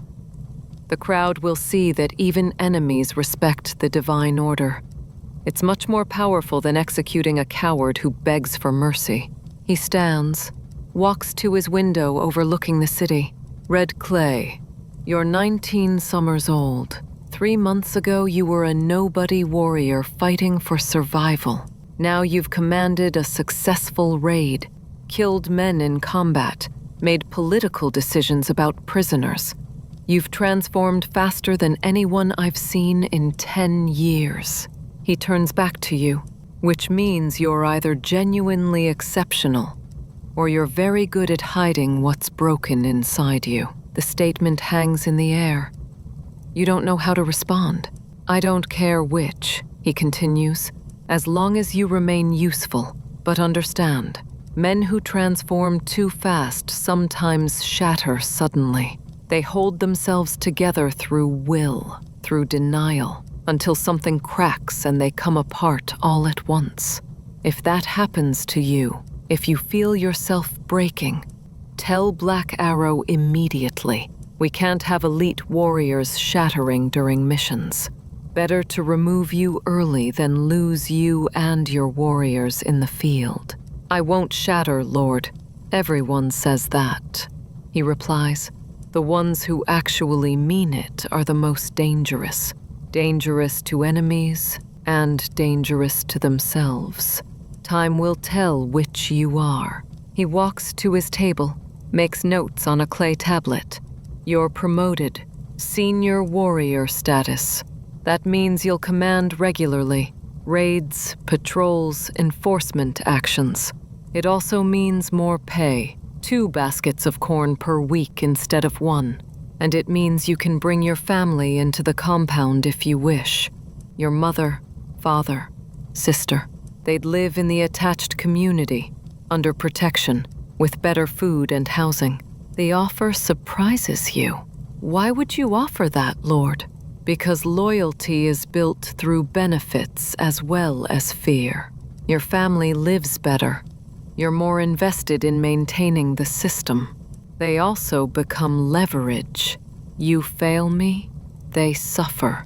Carrot and stick. Both work better together. He looks up from his tablet. Think about it. No rush to decide, but the offer stands. You leave his residence with your head spinning. Promoted, praised, offered benefits for your family, also warned about shattering, also reminded that your family could be leverage, reward and threat in the same conversation. You descend the 156 stairs carefully. Your exhausted body wants to stumble. At the bottom, Black Arrow is waiting. Senior warrior, he says, somehow already knowing. Congratulations. Now the real work begins. You don't bring your family into the compound. Not yet. The offer sits in your mind like a stone. Heavy, significant, but not something you can lift right now. Maybe later. Maybe never. Summer arrives hot and brutal. The river shrinks between its banks. The Grand Plaza bakes under the sun until the packed earth cracks. Training becomes torture. Fighting in heat that drains you instantly, sweat pouring off in streams, warriors collapsing from exhaustion. But you're senior warrior now. You lead training rotations. You command patrols. You enforce the Brothers' will throughout Cahokia. You also continue your informant work. Except now you have other warriors reporting to you.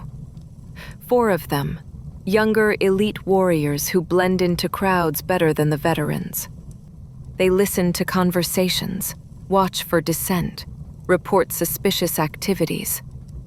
You compile their intelligence, add your own observations, deliver weekly reports to the brother. The city is mostly calm. Spring raids sent a message. Don't threaten Cahokia. The slaves taken from Western Ridge and the other villages work construction projects, expand farmland, build a new granary. The village chief sits in a holding area, well treated, preparing for his role in the summer solstice ceremony. You visit him once. Curiosity, maybe, or professional assessment, understanding the man whose death you'll witness. He's sitting cross-legged in his cell, meditating or sleeping. Opens his eyes when you enter, recognizes you immediately. "The young commander," he says, "come to see the prize before the ceremony." Something like that. He gestures to the floor. "Sit." Unless regulations forbid it, you sit. No regulations against it. And something about him invites conversation. "You fought well," he says. "Clean, efficient, minimal casualties. Military textbook execution of a village raid. Where did you train?" "Here, the elite compound." "How old are you?" 19 summers. Gods, he breathes. 19, commanding raids, making tactical decisions. When I was 19, I was learning to farm maize. He's quiet for a moment. "The brother of the sun builds exceptional weapons." Terrifying, really. An empire of warriors like you could conquer everything from here to the great waters. "We don't want to conquer," you say. "Just maintain order." "Order," he echoes. Such a pleasant word for such violent enforcement. But I suppose that's the point. Dress violence in divine language. Call it necessary. Make it sacred.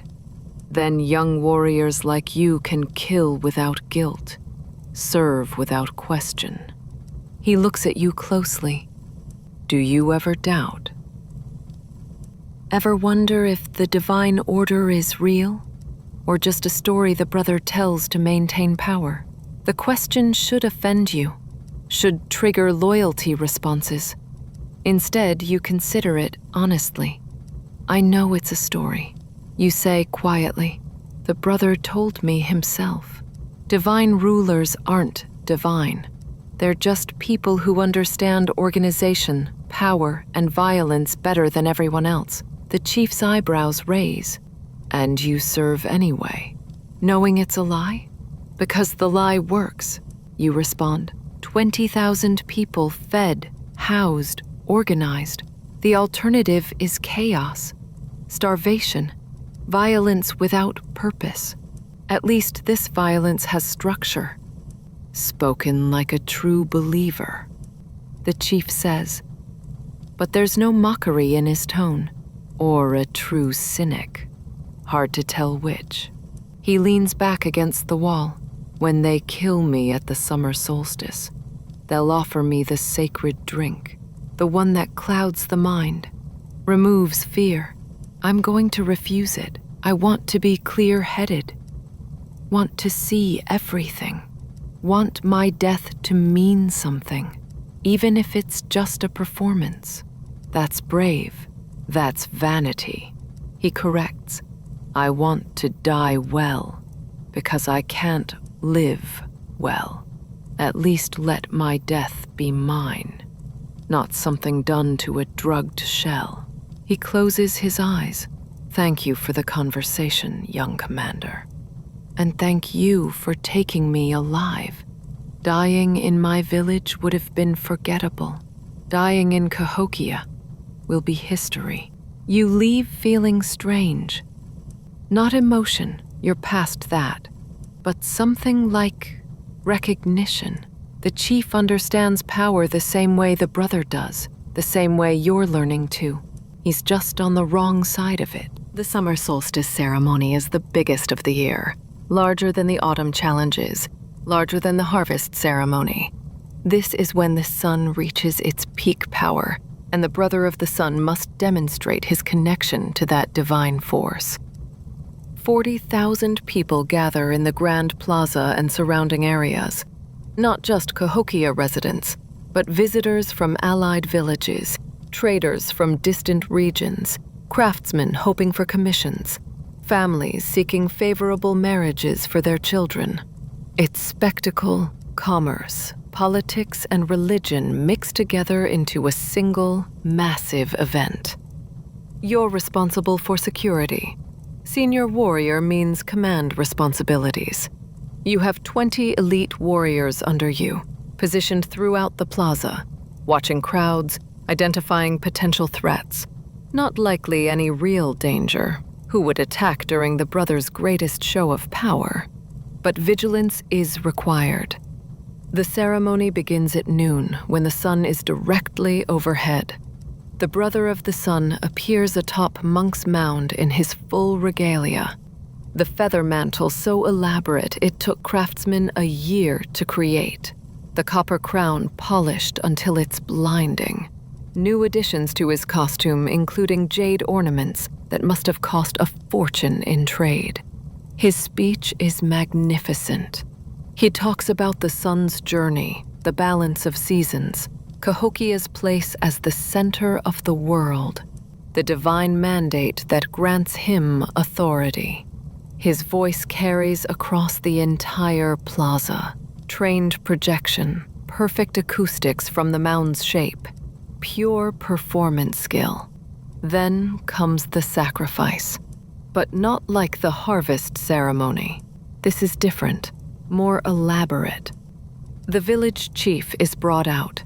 No bindings, no guards holding him. He walks freely to the platform's edge, stands beside the Brother of the Sun. The crowd gasps. This isn't normal procedure. Prisoners don't walk free during sacrifices. The brother raises his hand for silence.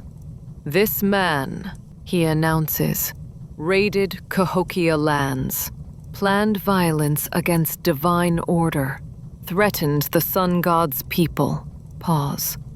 He also accepted responsibility, showed courage, protected his people, demonstrated the dignity of a true leader, even in defeat.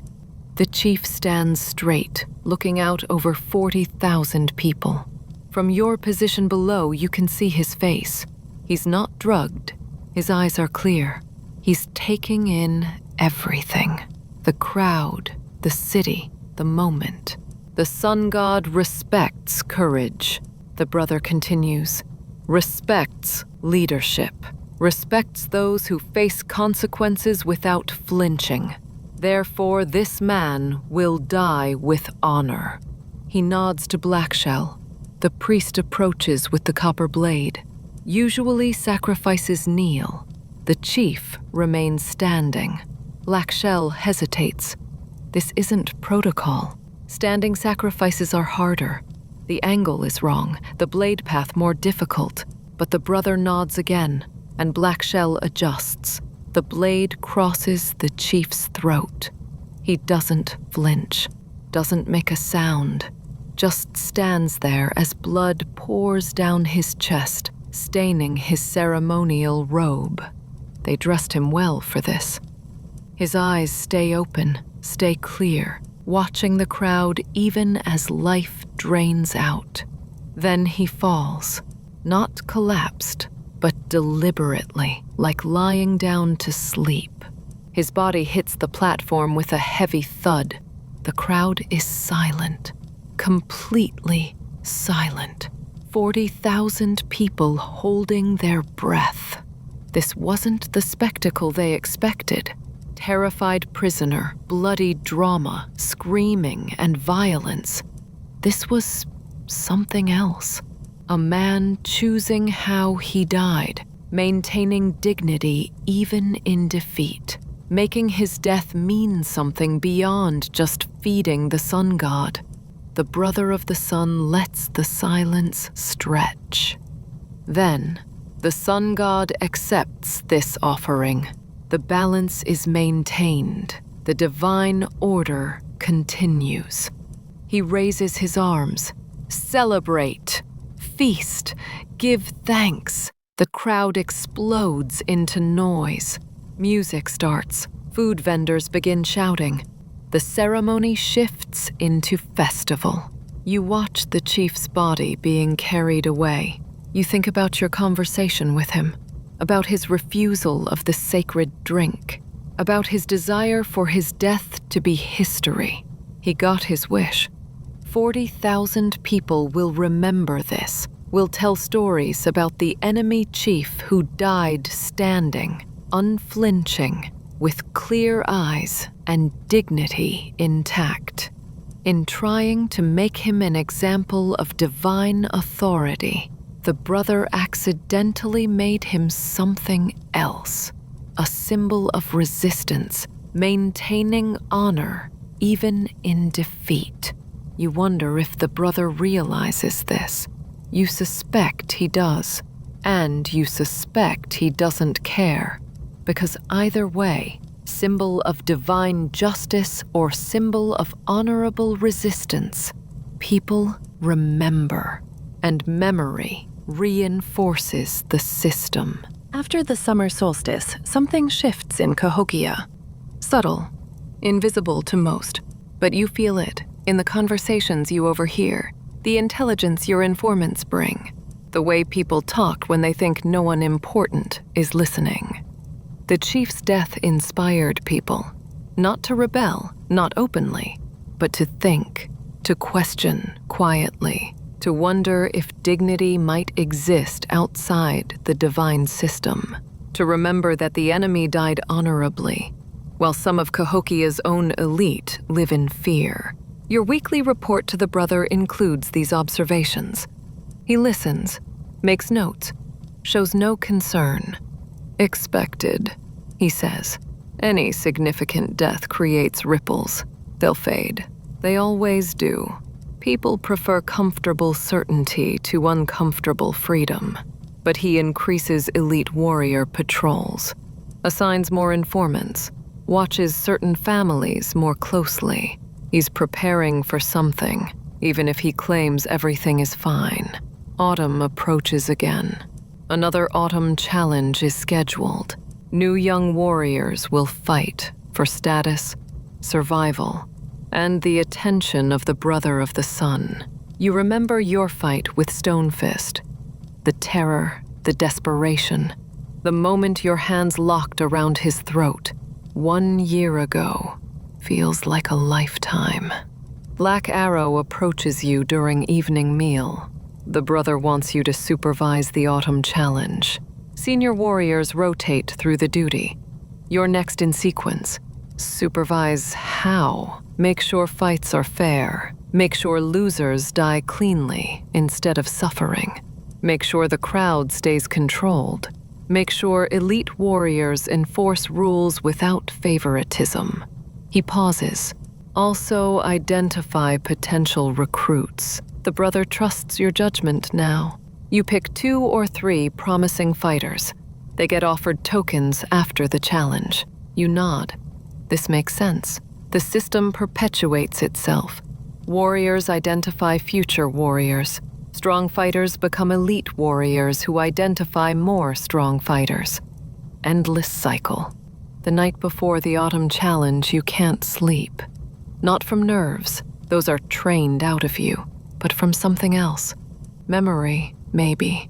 Recognition that you'll be watching young warriors fight the same battle you fought, make the same desperate choices, possibly die the same way Stonefist died.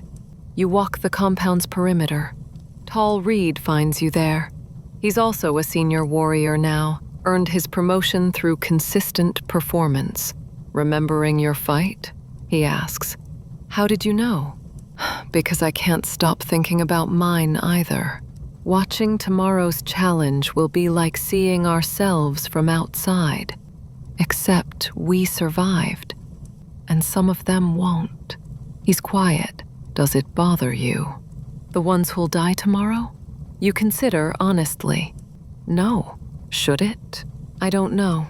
It bothers me. Not enough to matter. Not enough to change anything, but something. Like a ghost of whoever I was before training. He looks at you. You don't have that ghost anymore, do you? They trained it completely out of you.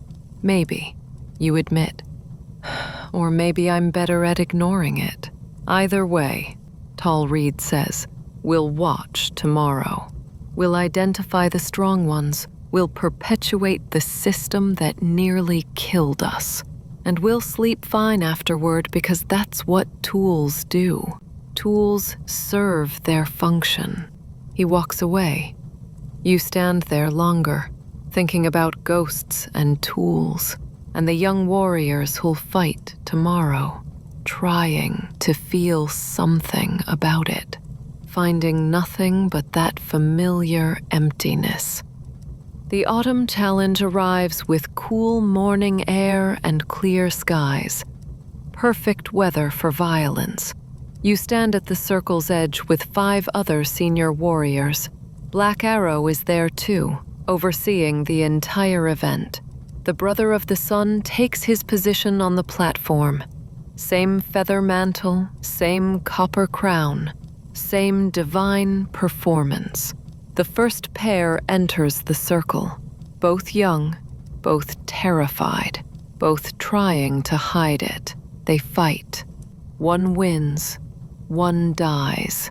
The crowd cheers. The body is dragged away. Second pair. Third pair. Fourth pair. You watch each fight with tactical assessment. Who moves well, who thinks under pressure, who has that quality. The emptiness, the willingness to do whatever necessary. One fighter catches your attention. Small, maybe 18 summers, fighting someone twice his size. He uses dirty tactics, dirt in eyes, ankle sweep, submission hold that cuts off blood flow until his opponent passes out. Then, instead of killing the unconscious man immediately, he checks with you and Black Arrow. The rules say fight until one can't continue, he calls out. He can't continue. Does he have to die? Black Arrow looks at you. Your call. Finish it, you say. Mercy gets you killed in the field. The small fighter nods. One quick strike to the throat. The unconscious man dies without waking. Clean. Professional. The small fighter steps out of the circle. No pride, no shame. Just acceptance. That one. You tell Black Arrow. Give him a token. By sunset, you've identified 3 potential recruits. The small tactical fighter. A woman. Rare, but she destroyed her opponent with surgical precision. And a scarred veteran of local conflicts who fought with cold efficiency. You deliver their tokens personally. Each reacts differently. The small fighter accepts silently. The woman asks questions. What does this mean? What am I agreeing to? You answer honestly. A life of violence in service to power. You'll become something other than human. You'll survive when others don't. The choice is yours. She accepts. The scarred veteran just nods. He already knows. He's seen enough violence to understand exactly what he's signing up for. That night you report to the brother. 3 recruits, all different styles, all showing potential. And the fights themselves? 16 combatants, 8 dead, 8 survivors. Standard rate. The crowd was enthusiastic, no incidents. The system perpetuates successfully. He smiles. The system perpetuates successfully. What a cold way to describe young people killing each other for the entertainment of thousands. He pours honey wine, offers you a cup, but accurate. And accuracy matters more than warmth. You've learned that lesson well. You drink. The wine is sweet and burns your throat. Lord, may I ask a question? Always. Does it ever bother you? The violence, the deaths, the suffering required to maintain order? He considers this seriously. No, not anymore. Perhaps it did when I was young, before I understood what civilization costs. But now, he shakes his head. I see it as mathematics. X amount of violence prevents Y amount of chaos. The equation balances or it doesn't. Emotion doesn't factor into calculation. Then we're the same, you say. Tools serving a function. Not quite. He corrects.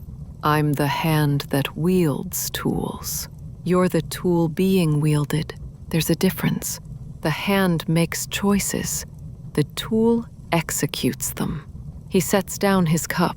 But you're becoming a more sophisticated tool, one that thinks, adapts, makes tactical decisions. That's valuable. That's why you're here, instead of in the barracks. You leave his residence knowing you've been given a compliment and a warning. Sophisticated tool. Valuable, but still a tool. Still something used by someone else's hand. The 3 new recruits begin training tomorrow. You'll watch Black Arrow pour cold water on their faces. Watch them struggle through their first brutal day. Watch them transform or break. The cycle continues. The system perpetuates. The divine order maintains itself through violence dressed in ceremony. And you're exactly where the Brother of the Sun needs you to be. Empty enough to serve, smart enough to be useful, loyal enough to trust, and broken enough that you'll never question why. Winter returns, then spring, then summer again. The seasons blur into routine. You command raids on hostile villages. You supervise ceremonies. You train new recruits. You deliver intelligence reports. You enforce the divine order with efficient violence. 2 years pass, like water flowing over smooth stones. Constant movement that changes nothing essential. You're 21 summers old now. Senior warrior for 2 years. Veteran of 8 raids, 15 enforcement actions, dozens of patrols. You've killed 16 men in combat, supervised the executions of 7 more, watched countless die in ceremonies and challenges. Your body bears the marks, new scars layering over old, a twisted finger from a break that healed wrong, a notch in your ear from a blade that came too close. The crooked shoulder is just part of you now, compensated for so automatically you forget it's there. Your mother died last winter. Fever. Your father sent word through channels, asked if you'd attend the funeral rites. You didn't. Not from cruelty. You simply didn't feel the pull. She was a memory from a previous life, and memories don't require your presence at their ending. Your sister is 17 summers now, married to a craftsman. You've never met him. You pass her sometimes during patrols. She doesn't acknowledge you anymore. Smart woman. The 3 recruits you selected 2 years ago, the small tactical fighter, the female warrior, the scarred veteran, are now elite warriors themselves. The female warrior, called Sharpstone, is particularly exceptional. She commands with the same cold efficiency you do. The brother has noticed her, uses her for sensitive assignments. Black Arrow is getting old. 43 summers, more gray than black in his hair, moving slower in training, taking longer to recover from exertion. He still commands respect, still supervises training, but everyone sees the decline. Elite warriors don't retire. They serve until they die, or until they're too broken to continue.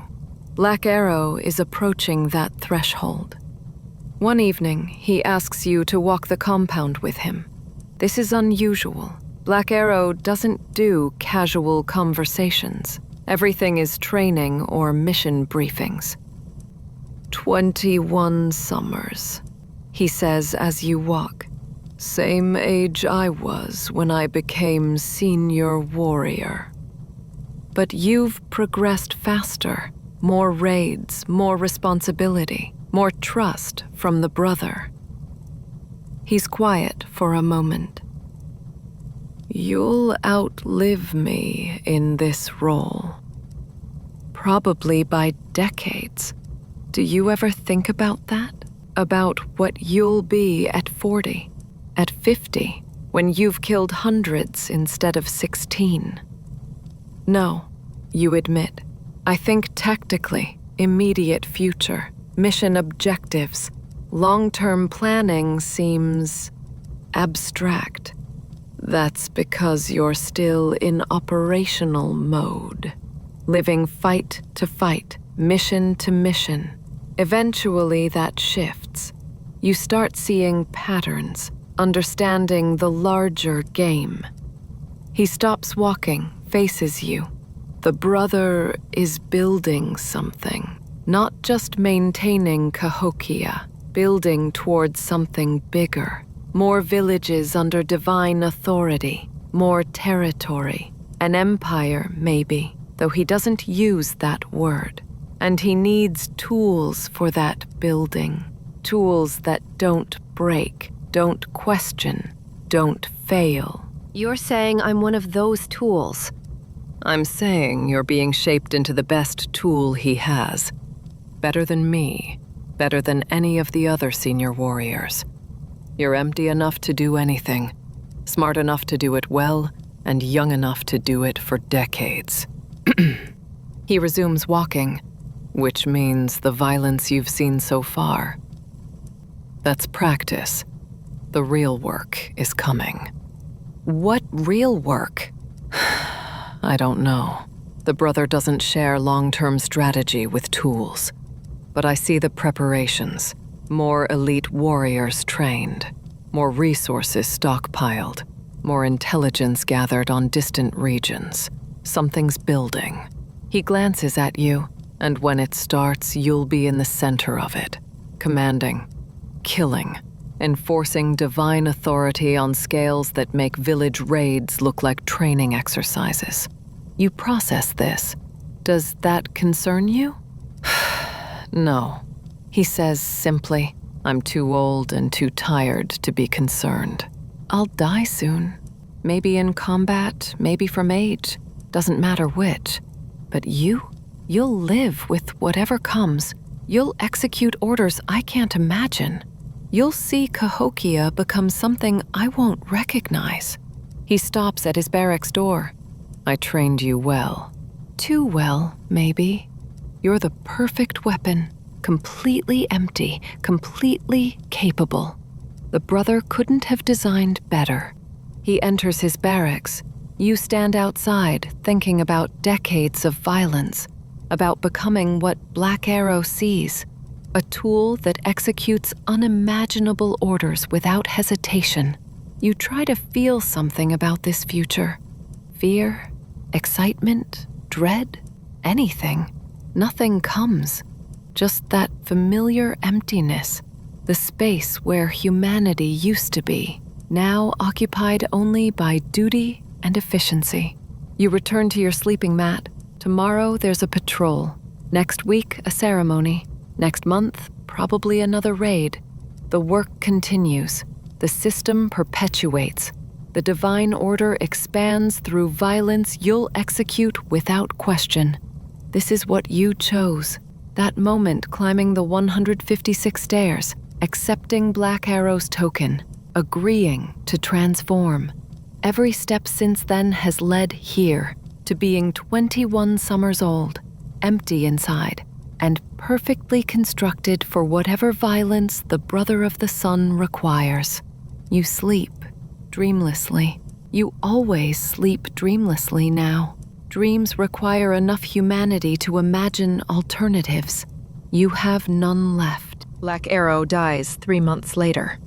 Not in glorious combat, not defending the brother, just dies. His heart stops during morning training. He collapses mid-demonstration, face first into the dirt, and doesn't get up. The elite warriors carry him to the healers. They try willow bark remedies, sacred chants, everything they know. But Black Arrow is already gone. His body just hasn't realized it yet. He dies at sunset, never regaining consciousness. The funeral is private, elite warriors only. No ceremony, no public spectacle. Just 40 warriors standing in silent formation while Black Arrow's body is burned on a wooden platform. The smoke rises straight up in the still evening air, carrying him to whatever comes next. You feel nothing. Should feel something. Gratitude for his training. respect for his mentorship, loss of a teacher, but there's nothing. Just the tactical assessment that the elite warrior compound now needs a new senior trainer, and that role will probably fall to you. It does. The brother makes it official the next day. Senior trainer and combat commander, he announces. You're responsible for elite warrior training and all military operations.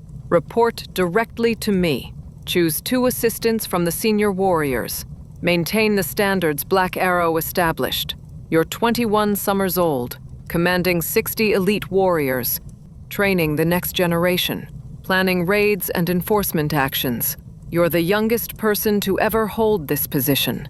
Some of the older warriors resent it. You don't care. Resentment doesn't matter if they follow orders. Your 2 chosen assistants are Tall Reed and Sharp Stone. Tall Reed because he's reliable and thinks tactically. Sharp Stone because she's ruthless, and the warriors respect her efficiency. Together, the 3 of you form the command structure for Cahokia's entire military force. The brothers' plans become clearer now that you're in command meetings. Black Arrow was right. Something bigger is coming. The brother wants to expand Cahokia's direct control. Not just influence through trade and intimidation, but actual authority. 3 large villages to the west, 4 to the south, 2 to the east. He wants them integrated into Cahokia's divine order. Not through raids, he explains during a strategy meeting. Raids make enemies. I want submission. I want these villages to voluntarily accept Cahokia's authority, pay tribute, adopt our divine system. He looks at you, Tall Reed and Sharp Stone, which means we need to demonstrate that resistance is futile, while submission is beneficial. Carrot and stick, applied systematically. You develop the strategy over 3 weeks. Identify the weakest villages, the ones most vulnerable to pressure. Send traders with generous gifts and subtle threats. Offer protection from other villages in exchange for tribute. Make it clear that refusing the offer means becoming an example. 5 villages accept immediately. 4 resist. The 4 that resist receive visits from elite warriors, not raids exactly, but overwhelming shows of force. You lead these personally, with 30 warriors, entering villages at dawn, demonstrating absolute military superiority without killing anyone. The message is clear. We could destroy you effortlessly. Accept the offer while it stands. 3 of the 4 accept after these demonstrations. The 4th remains defiant. Their chief, a young man, maybe 25 summers, full of pride, declares that his village will never bow to Cahokia's tyranny. The brother makes the decision quickly. Burn it. Kill the warriors. Take the rest as slaves. Leave the location as a monument to what happens when divine authority is rejected. You execute the order, with Sharpstone commanding half the force. The village burns for 2 days. 17 warriors die fighting. 63 civilians become slaves. The fields are salted. The granaries destroyed. The village chief is captured alive and brought to Cahokia. Unlike the previous chief, the dignified old man who died standing, this one breaks, begs for mercy, offers to swear loyalty if spared. The brother has him executed publicly in the Grand Plaza, not on Mounds summit. Low ceremony. Message: defiance without dignity earns death without honor. The other villages hear about this. The message spreads. Within 2 months, 16 villages have accepted Cahokia's authority. The brothers' empire grows. Your role in that growth is central. You're the violence that makes peaceful submission look attractive. One night, examining maps of the region, you realize Cahokia now controls territory requiring 3 days' march in any direction. 20,000 people in the city proper. Maybe 30,000 more in the subjugated villages. 50,000 people under one divine ruler's authority, maintained by 60 elite warriors and the fear of what those warriors can do. The mathematics of power. The equation Black Arrow mentioned. X amount of violence prevents Y amount of chaos. The equation balances because you balance it, executing precisely enough violence to maintain order without triggering widespread rebellion. You've become exactly what the brother needed. The perfect tool. The hand that wields violence with surgical precision. The empty warrior who can burn villages and execute chiefs without losing sleep. Tallreed enters your planning room. New recruits start training tomorrow. 20 of them. Largest group we've ever had. The expansion means we need more elite warriors. I'll handle initial evaluation, you say. You and Sharpstone divide them based on capabilities. Combat specialists, intelligence gatherers, enforcement units.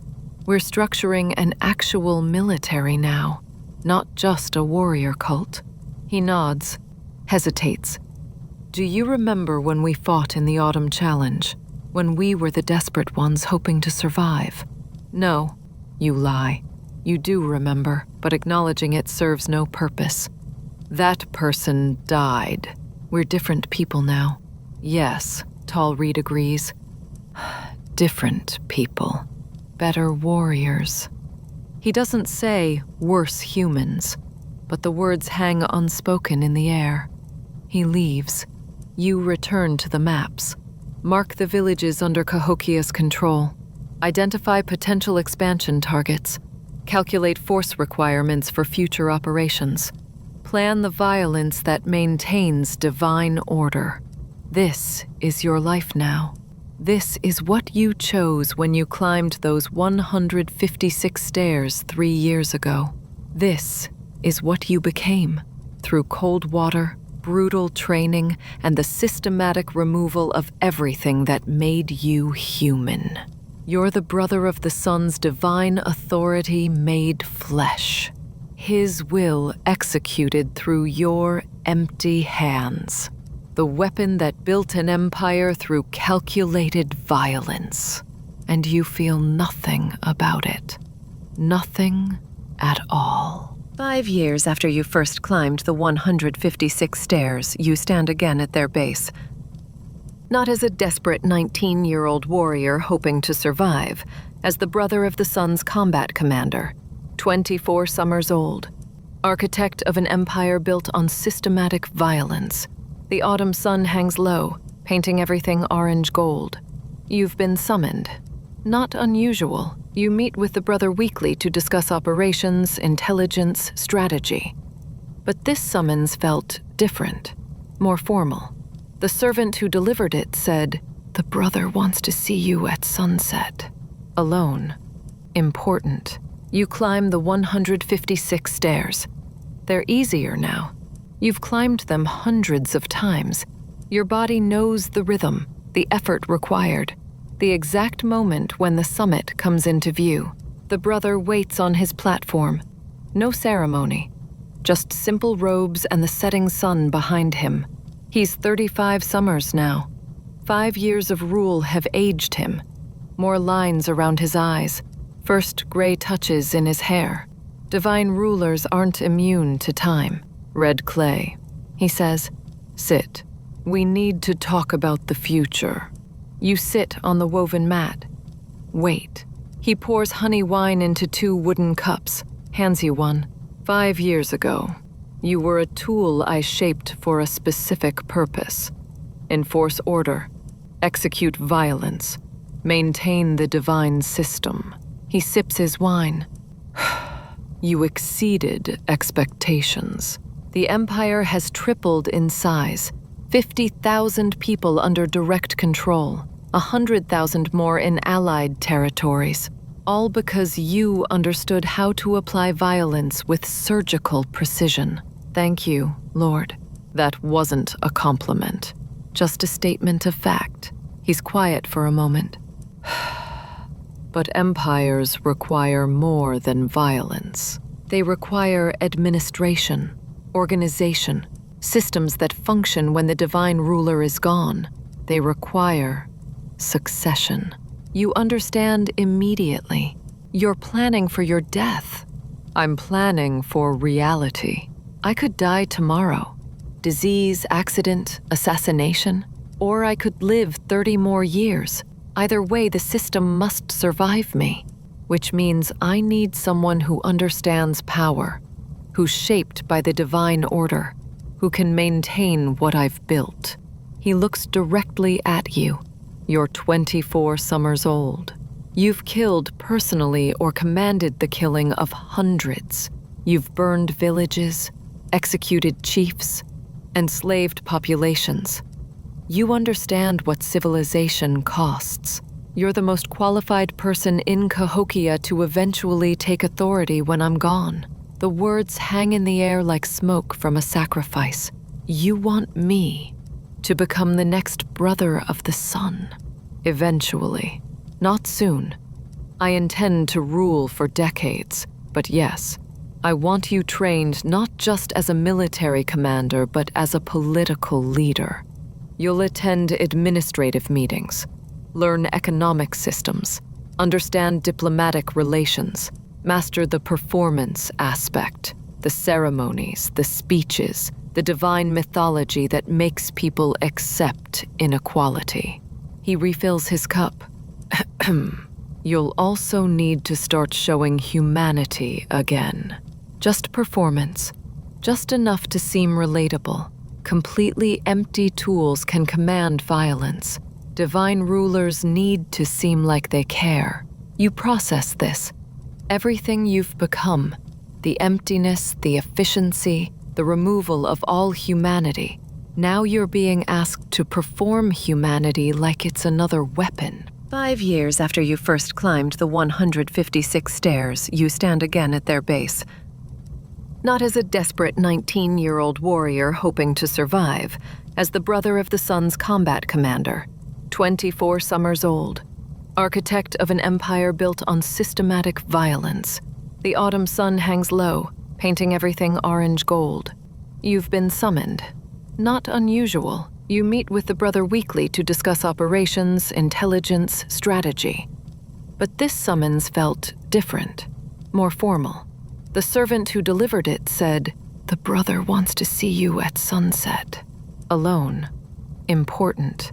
You climb the 156 stairs. They're easier now. You've climbed them hundreds of times. Your body knows the rhythm, the effort required, the exact moment when the summit comes into view. The brother waits on his platform. No ceremony. Just simple robes and the setting sun behind him. He's 35 summers now. 5 years of rule have aged him. More lines around his eyes. First gray touches in his hair. Divine rulers aren't immune to time. Red clay. He says, "Sit. We need to talk about the future." You sit on the woven mat. Wait. He pours honey wine into 2 wooden cups, hands you one. 5 years ago, you were a tool I shaped for a specific purpose. Enforce order, execute violence, maintain the divine system. He sips his wine. You exceeded expectations. The empire has tripled in size. 50,000 people under direct control, 100,000 more in allied territories, all because you understood how to apply violence with surgical precision. Thank you, Lord. That wasn't a compliment, just a statement of fact. He's quiet for a moment. But empires require more than violence. They require administration, organization, systems that function when the divine ruler is gone. They require succession. You understand immediately. You're planning for your death. I'm planning for reality. I could die tomorrow. Disease, accident, assassination. Or I could live 30 more years.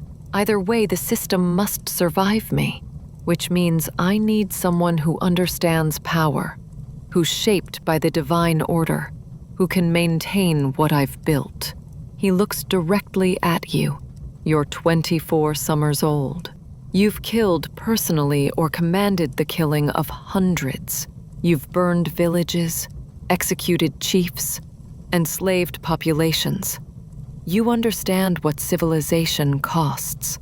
You're the most qualified person in Cahokia to eventually take authority when I'm gone. The words hang in the air like smoke from a sacrifice. You want me to become the next brother of the sun. Eventually. Not soon. I intend to rule for decades, but yes, I want you trained not just as a military commander, but as a political leader. You'll attend administrative meetings, learn economic systems, understand diplomatic relations, master the performance aspect, the ceremonies, the speeches, the divine mythology that makes people accept inequality. He refills his cup. You'll also need to start showing humanity again. Just performance, just enough to seem relatable. Completely empty tools can command violence. Divine rulers need to seem like they care. You process this. Everything you've become, the emptiness, the efficiency, the removal of all humanity.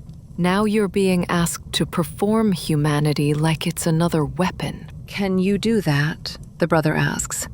Pretend to care, smile at children, show compassion to supplicants, deliver inspiring speeches, become the public face of divine authority while maintaining the private calculation that makes it all work.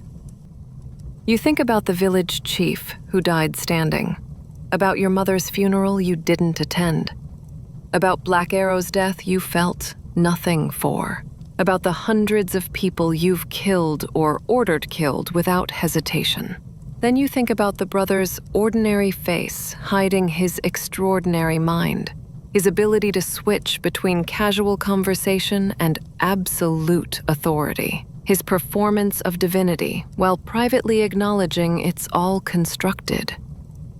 Yes, you say, I can learn that. It's just another skill, another tool in service to the system. He smiles. Exactly right. You understand. It's all tools, all performance, all calculated to maintain order. He stands, walks to the edge of the platform, looks out over the empire you helped build. The divine system must survive us both, Red Clay. Must survive every generation. We're temporary. The order is permanent. That's what matters. You join him at the edge. The city sprawls below. 20,000 people in the setting sunlight. Beyond, the subjugated villages. Beyond that, territories you'll probably conquer in coming years.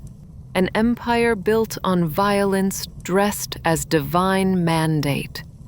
I accept, Lord, whatever training you require, whatever role you need me to fill. Good. He turns back. Starting tomorrow, you attend all administrative meetings. You'll learn how the city actually functions: food distribution, labor assignments, craft production, trade networks.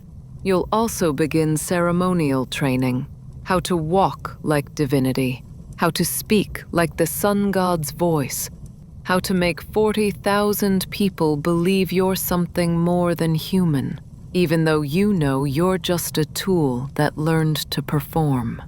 The sun touches the horizon. The sky bleeds red.